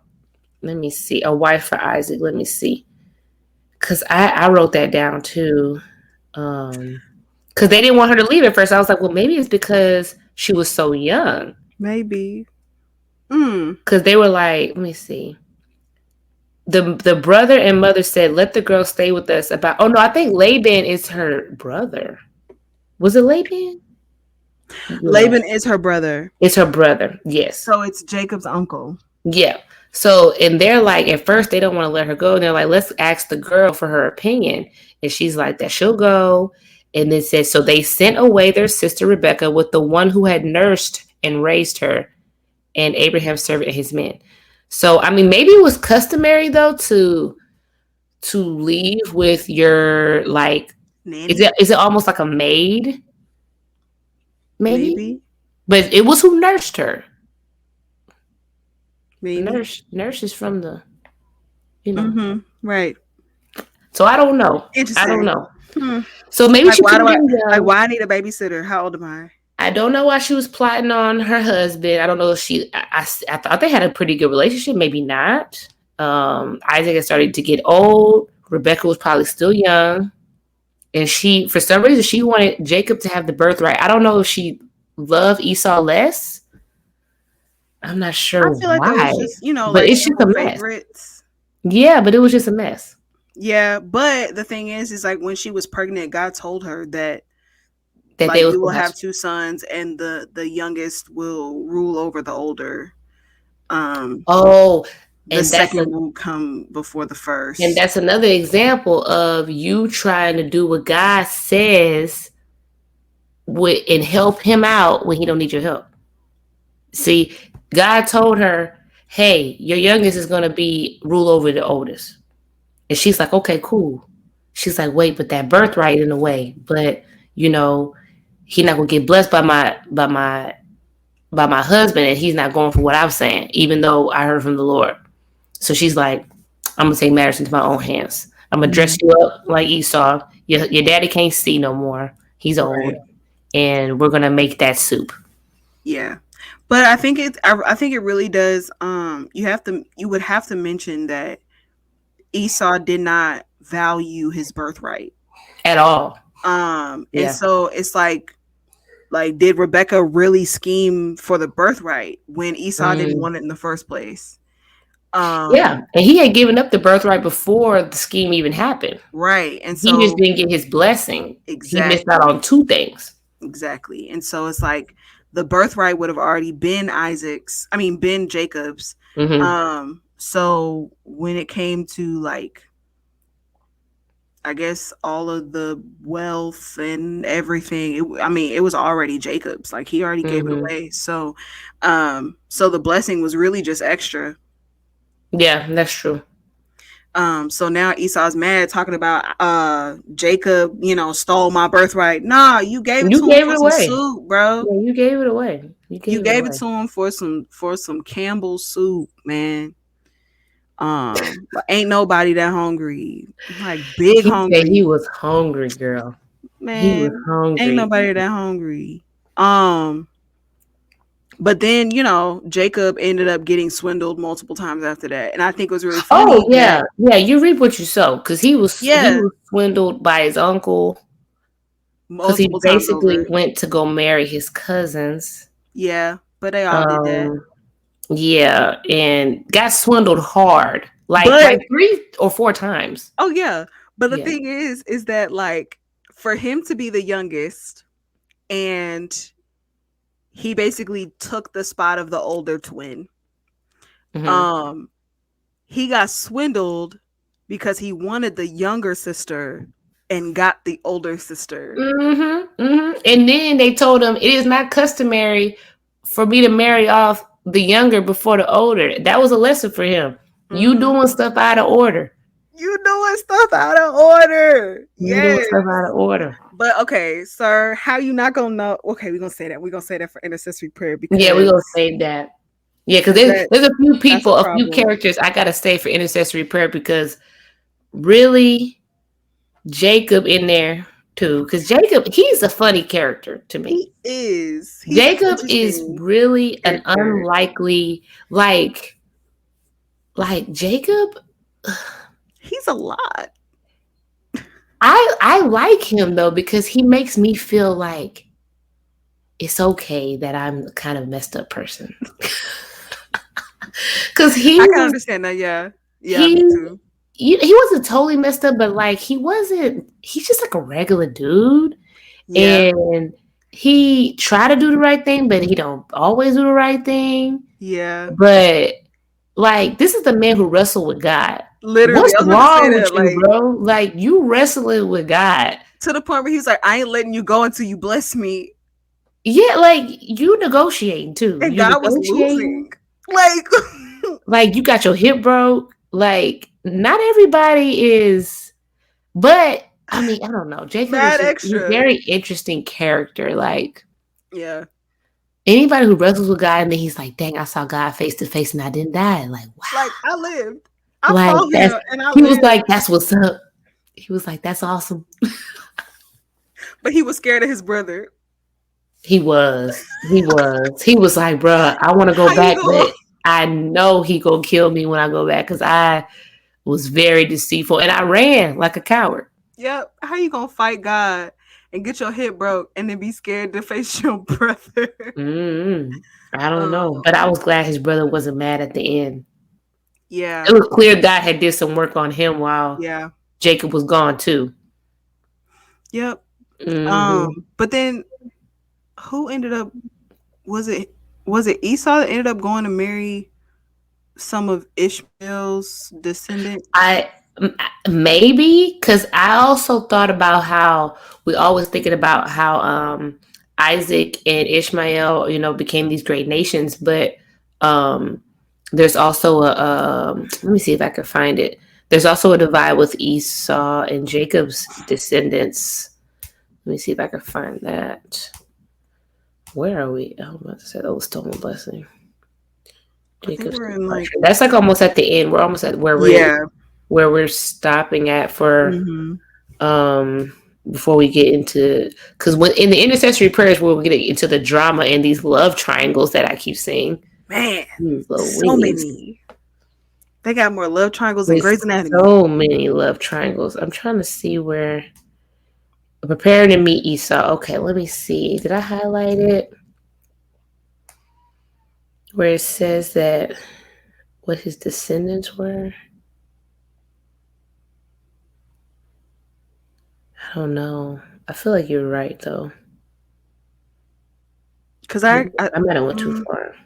I don't know where it says it, but I know it says like who he married. I had read it today. But maybe it's It may not. have been Maybe it's not that either far back or far. Saturdays or today's. Yeah, I think I went too far. Cause today was like 4 or 5 different chapters. Yeah. Let me see. I don't know. I think I'll have to find it. But when I read it, I remember thinking like, "Oh, wait, maybe that's two different nations too." But it's funny because, well, I don't know if it's funny or not, but every time that there's two different families or whatever, even if it's not the chosen family, Mm-hmm. God still blesses the other family. Like Ishmael's Yeah. descendants, like they're it says that God loved them, it says that God blessed them. Mm-hmm. So I think that is also interesting to know, especially when people are picking sides and being racist or being Yeah. bigots, that proves that God loves everyone. Even if, Mm-hmm. you're off on your theology, Muslims believe in God, they don't believe in Jesus, which is where they're off. But they're still loved by God. And so they should be loved by us as well. Yeah. Yeah. Yeah. Um. Yeah. That's really important.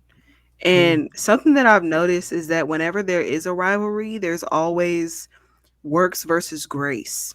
Mm-hmm. Mm-hmm. It's always self-sustaining versus God sustaining. Cuz even with Jacob and Esau, um what it seems flipped, but then again not, because Jacob spent a lot of time in the house, um and you see Esau was a man of the field. So Mm-hmm. he was the worker bee, I guess. And then you see Yeah. Jacob, who spent time in the house with his mother a lot. Um, and so I just think it's really cool that you're seeing that we see multiple occasions of this work versus grace. Because then later, I think in Romans it talks about the two sons, one that's born of the bondservant Hagar, and the other one born of promise. And you see that Mm-hmm. as the direct um, um, separation of works versus grace, and who we belong to under our covenant or whatever. So I think that's really Yeah. cool that there's multiple times of that. Um, but man, Jacob, Rachel, Leah, um, if I hear one more person say that God shut up my womb and so sleep with my maid, and a man saying, okay, like, can y'all get it together? It didn't Yeah. work the first time. Are What we makes you think moving? it's Are gonna we work moving into now? intercessory prayer? Is this a transition? It Am I can about to be, go in? Am I about to go in on people or no? honestly, because I guess we Well, could start going in on people. I mean, just let Because me know because I do have something to say about Leah and Rachel. And let's transition into intercessory prayer. okay, you want to explain what our intercessory prayer segment is? Yes, sure. Intercessory prayer is a moment where we lift up prayers for others. We take our brains, our minds off of ourselves, and we just lift other people up Mm-hmm. to the Lord Mm-hmm. for Mm-hmm. the lack of knowledge that they have of life. Yes, amen. And trying to say this in a holy way. They They the do. Lord said, if you want wisdom, ask, and they did not ask. They did not ask. These are the people that the decisions are questionable. Completely. Questionable decisions, and we questioning them when there's no judgment because I feel like a lot of these stories you I see modern day I feel like human nature hasn't changed much. It hasn't. So when I see, okay, let's talk about Jacob, Leah, and Rachel. Who we lifting up Okay, in prayer? Who we we lifting up in lifted up in prayer? prayer. Jacob goes, he sees Rachel, he's like, that's the one for me, right? Mm-hmm. He wants to marry her.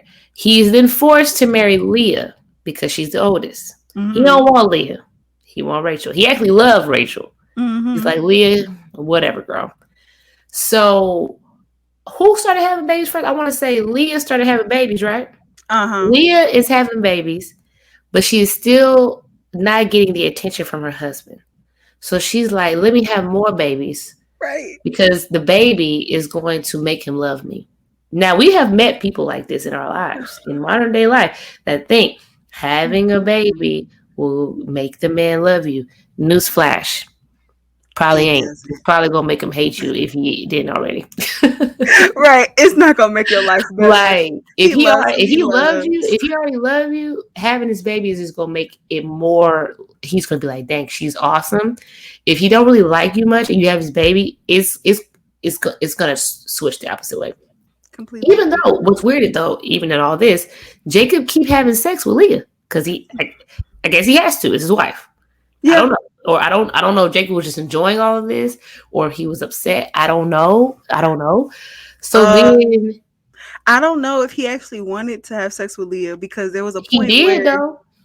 I know, but there was a point where Rachel uh was like, "Yo, Leah, can I have some of your mandrakes?" And Leah was like, "You took my husband, and now you want my mandrakes too? Like, my son just gave these to me." Yeah. And she was like, "Well, you can sleep with Jacob tonight if I can have your mandrakes, girl." And she was like, "Okay, bet." So she just sold Yeah. Jacob. Yeah. And Jacob went in there. He's like, all She right. she pimped out her husband to the other wife for some At what mandrakes. at one point did they start bringing the slaves in because they both brought slaves in. I thought They that was weird. Leah, you already got kids, but But you bringing in she another couldn't slave. have kids for a while, so she had Well, like he shut stopped her having womb kids. up at one point. Yeah, God was shutting them both up at a time. basically. Because Um, I want to say Rachel started using slaves first. She had like mhm, two from a slave. mhm, Then then Leah started doing it too. mhm. Then finally Rachel gets to have her own son. Yeah. But I'm like, all I can think about is these women are fighting for this man's attention through having babies. And he is just like, first of all, he don't even have time to worry about y'all. He's probably just getting his stress off because he's dealing with your dad, his uncle, who is swindling him, who is Yup. finagling him all day, All day. every day, for years at a time. I For worked like 10 10 years years. for you. Do you know how long 10 years is? I'm gonna work 10 years for you. And then at the end of the 10 years, you tell me, nah, work more. 10 years again for this. Like, Jacob was out there for like 20 plus years, Mhm. just trying to get away, just trying to, I just want to go. Eventually, he had to just escape. He was But like, I gotta see, go. I gotta lift Jacob up in prayer because how you not gonna know who you sleeping with? Like, You know, he was like, sleeping with four women. but the thing is that like Laban did the bait and switch, and like put Leah in the bed instead of Rachel, and then Jacob slept with her, and now they were married. And Yeah. so it's like, how you not gonna know if you said that you love Rachel? How you not gonna know that Rachel ain't in the bed? I don't think he cared. I think at one point, you know who's who. You had to sleep with four different women. You took four because at that, don't they have to No, take this the was slaves? before. This was the beginning. This was while he was Oh, trying to work for Rachel. When oh like after the yeah, first, yeah, yeah, like yeah, after the yeah. first set of years, and I Laban was don't like, know. "Yeah, I'm gonna I give you think that Rachel." he slid in there and he couldn't slide out once he realized.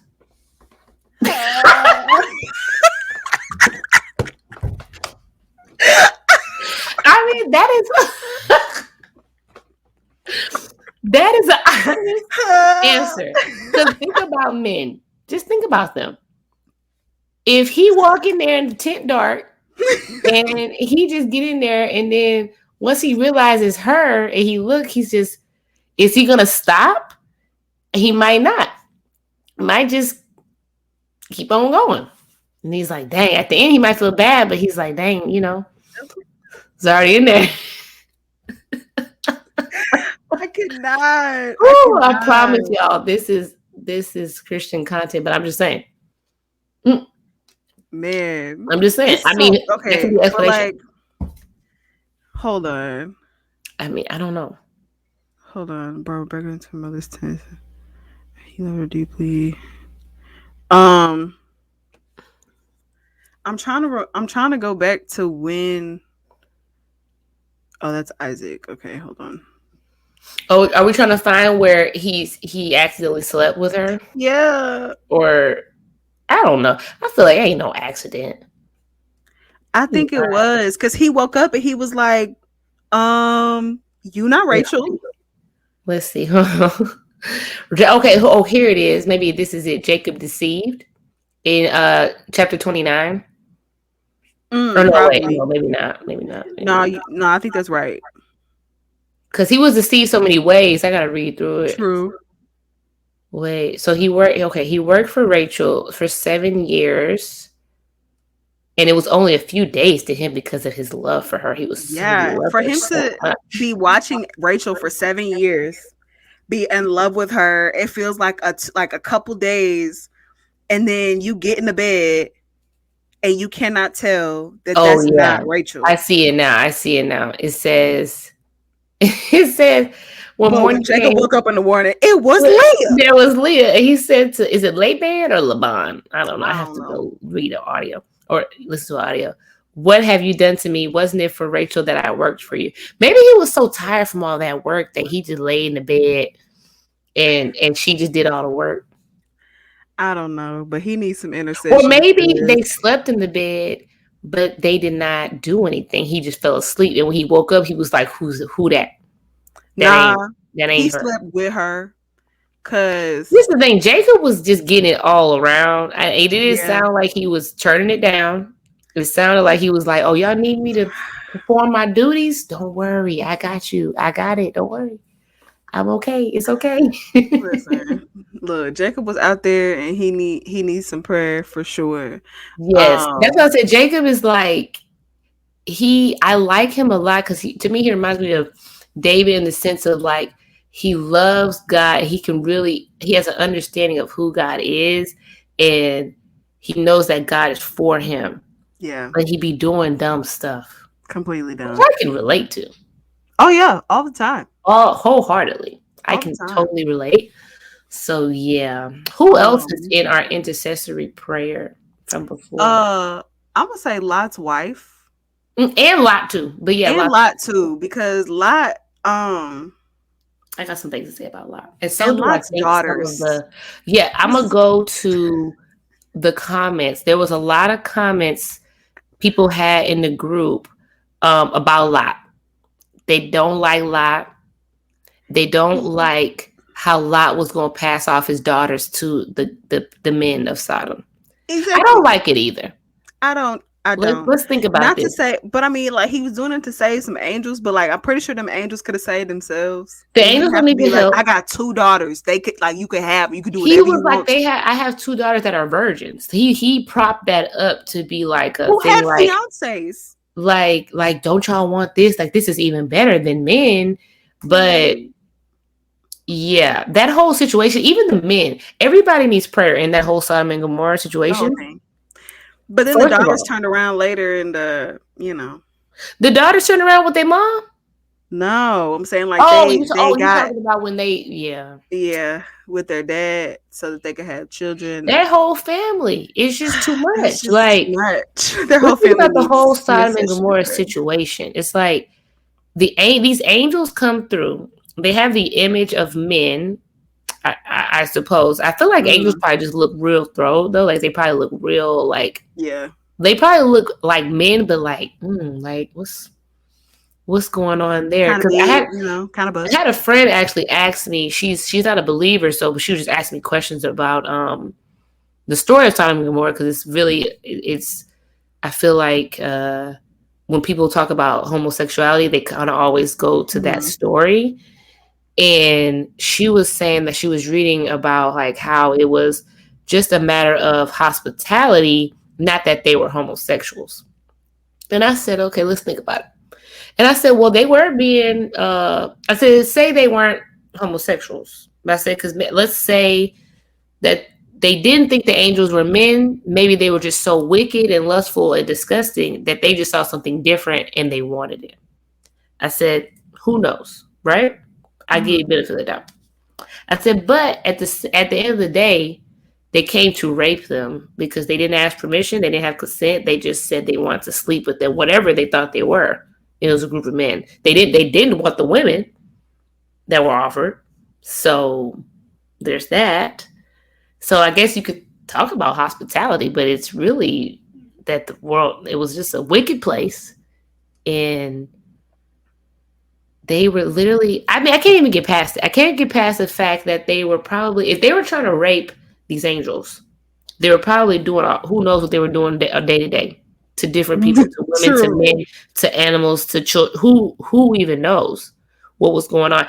The God says the outcry, and this is another time when God came down to talk to Abram in Like, person in a man, he was man. like, "Yo, can you like if there's like 50 people, okay, cool. If it was like 45, would you like leave it alone? How about if it's just my cousin that I shouldn't have taken from the jump, but he keeps getting into trouble and his family? Can you just save him? Can you just Can save you just him? save him? Cause But I'm getting tired of saving him. he said that there was an outcry to him that he had to go fix it. So I'm like, what was the outcry from? Was it from the people who were getting like what was going on to the people that there was an I wouldn't be outcry to God? surprised if it was Lot saying, "Come get me." He seemed like he was fine. He seemed like he was having a good time.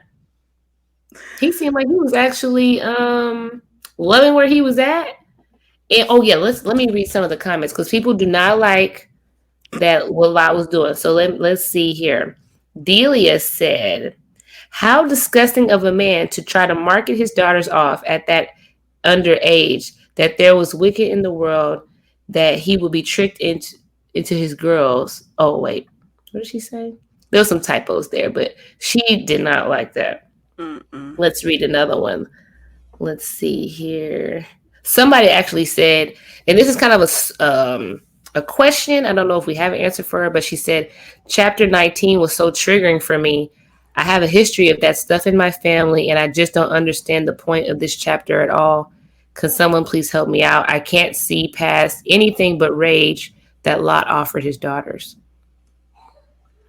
Man, I guess. Well, one thing that I say often is that just because God allows it doesn't mean He approves of it. Mm-hmm. Mm-hmm. So what we see in the Bible is a lot of flawed people, and Yeah. that's the beauty of the Bible, is that we are all a bunch of flawed humans in Mm-hmm. need of a savior, and so the Old Testament's not any different. Um, Yeah, I think and it's good so that they write exactly what happened, because yeah, otherwise it's like, why would you want them to leave it out? Because you, it's it's like, we do need to know that these things have happened, because it's mhm, real life. it Real life is. happens. Because I think people have a perception of the Bible that it's um like a book of fairy tales that are supposed to make you feel good and And supposed have to all these teach happy you a endings after. lesson. And really, a lot of it is historical accounts and things Mhm. that just happened that people thought this is important enough to write down because people need to know it later. So that's why there's instances of rape in the Bible. There's instances of Cause they sex. I turn mean, around all and did sorts of that to stuff. their daddy. Yes, lots of daughters did rape him. They really did. That's They that's got him drunk That and did that. is that is yeah, they need to come to the altar. Right. Lots of daughters. Intercessory prayer. Oh Where's the yeah. oil? They Y'all probably, need and you. that's another example of not trusting God too. Because Yes. Oh my goodness. you think Exactly. Yes. you thinking, okay, my fiancés have died in the fire, and hmm I no longer have anyone to impregnate me, to live, pass on the name, the line, or whatever.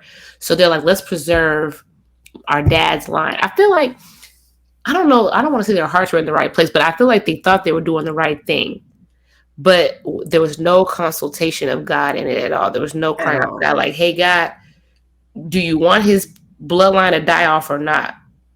Maybe he does. Now you That's a good doing point. Yeah, I mean, who knows?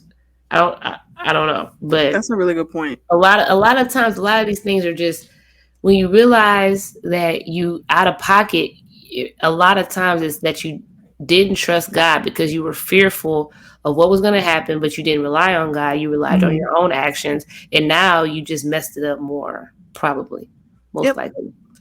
hmm Because who did their kids turn out to be? I don't even know. Did it say? Because I I don't bet remember I there bet being you they any weren't nobody. names. I bet you they weren't anybody good. I could probably almost guarantee it that they were. It was not anybody that you wanted to be around. But let's see. I don't remember seeing any names. Let me see if it's at the bottom. Okay, here it is. Both of Lot's daughters became pregnant by their father. The firstborn gave birth to a son and named him Moab, and he is the father of the Moabites. And the younger was the father of the Ammonites. I feel like those were both people that was fighting with the Israelites. Yeah, I think Hmm so too. They was all fighting with their Carmelites. cousins. And they ain't even need, like, those people did not need to be They like, didn't even need to be around. Yeah. man, See, when you do more stuff, unneeded frustration more because unneeded Abram frustration. decided to take his cousin with him instead of leaving him at the house.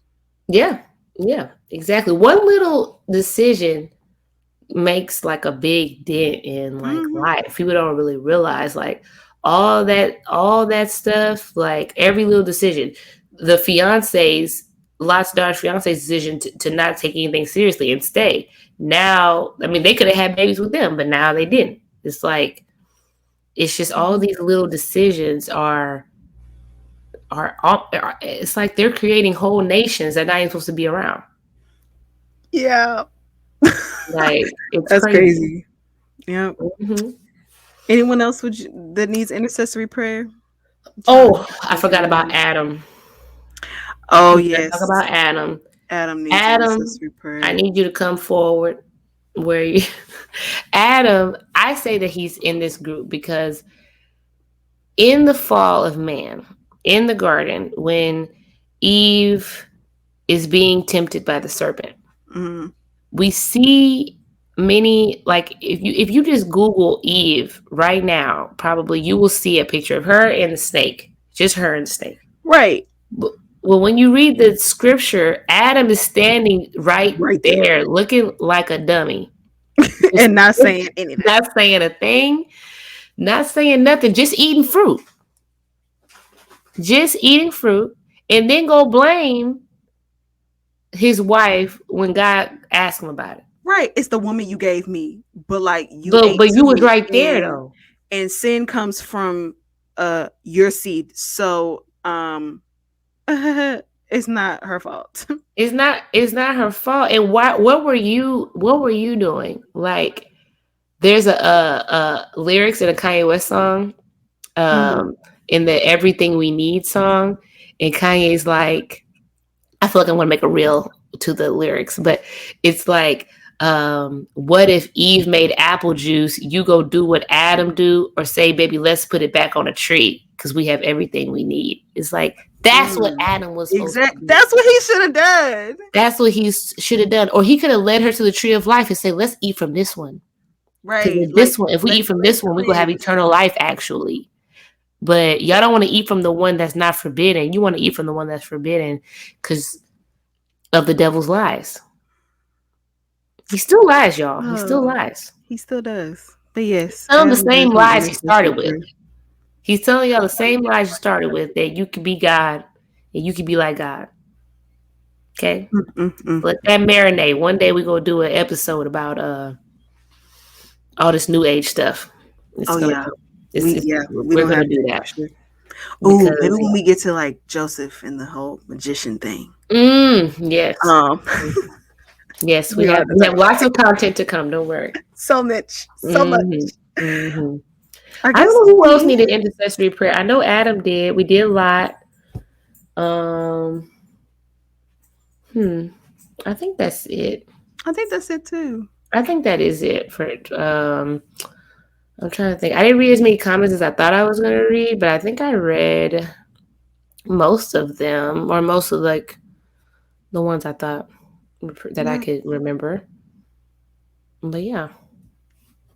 Thank you all so much for joining us for our very Yes. first episode.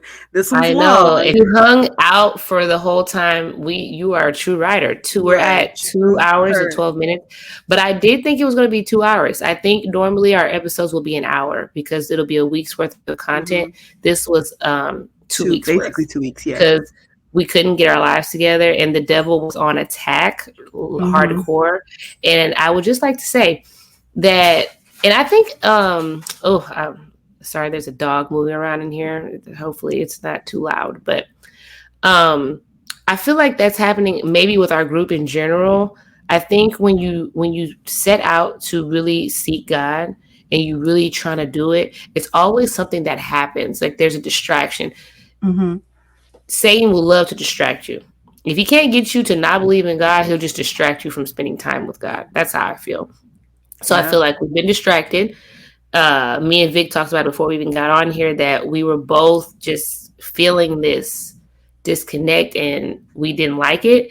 And I've noticed in our group that everybody was really fired up at the beginning, and we're like on day 15 and it's dwindling. I can just feel the dwindle a little bit, just a Yeah. little bit. And I feel like it could be because maybe there are some attacks that are happening because people are drawing closer to God. And I want people to know that it's going to happen. It's okay. Just keep going. Trust Yep. me. Being Hmm. near God is where you want to be. Being away from God is terrible. That's when you have anxiety, panic attacks, all the things. Like, just doing this episode, I feel so much better. My heart has been racing since, I don't know what day that was. Maybe Thursday. Same. Thursday, Friday, Saturday. There was so much, I don't even know if it was anger in my heart. It was just so much going on that I Mm-hmm. just had to let it all go. I had to pray so much, y'all. It's going to be hard to pray sometimes when you're feeling like, man, I don't care about anybody or forget everybody. And that is literally what the devil wants. He wants to isolate you, wants you to think nobody cares about you, wants you to think that you're all alone, nobody understands you, that you have no friends. It's all a lie. Mm-hmm. It's a lie. Because you do have a friend. You have at least one friend. And that's Jesus. He's your That friend. is Jesus. He's And your that friend. was the benediction. Oh, I didn't even do that. Thank all of you for joining us. I guess I'll just leave you with Galatians 6 and 9. Mm-hmm. So let's not get tired of doing what is good. Mm. At just the right time, we will reap a harvest of blessing if we don't give up. Yes. Amen and amen. Follow me on It's Your Girl Vic on Instagram. Yes, and follow me at A Word with Wiggy on Instagram. And then, are you dropping your YouTube on here too? Is it the same? Is it It's Your Girl Vic on It's Your Girl YouTube too? Vic on everything. My YouTube is actually Wiggy TV. I don't know if I'm changing it yet because there might be some other things on there. It's a whole channel. There's multiple shows. And we will talk to you guys next week. All right. See you guys. Bye.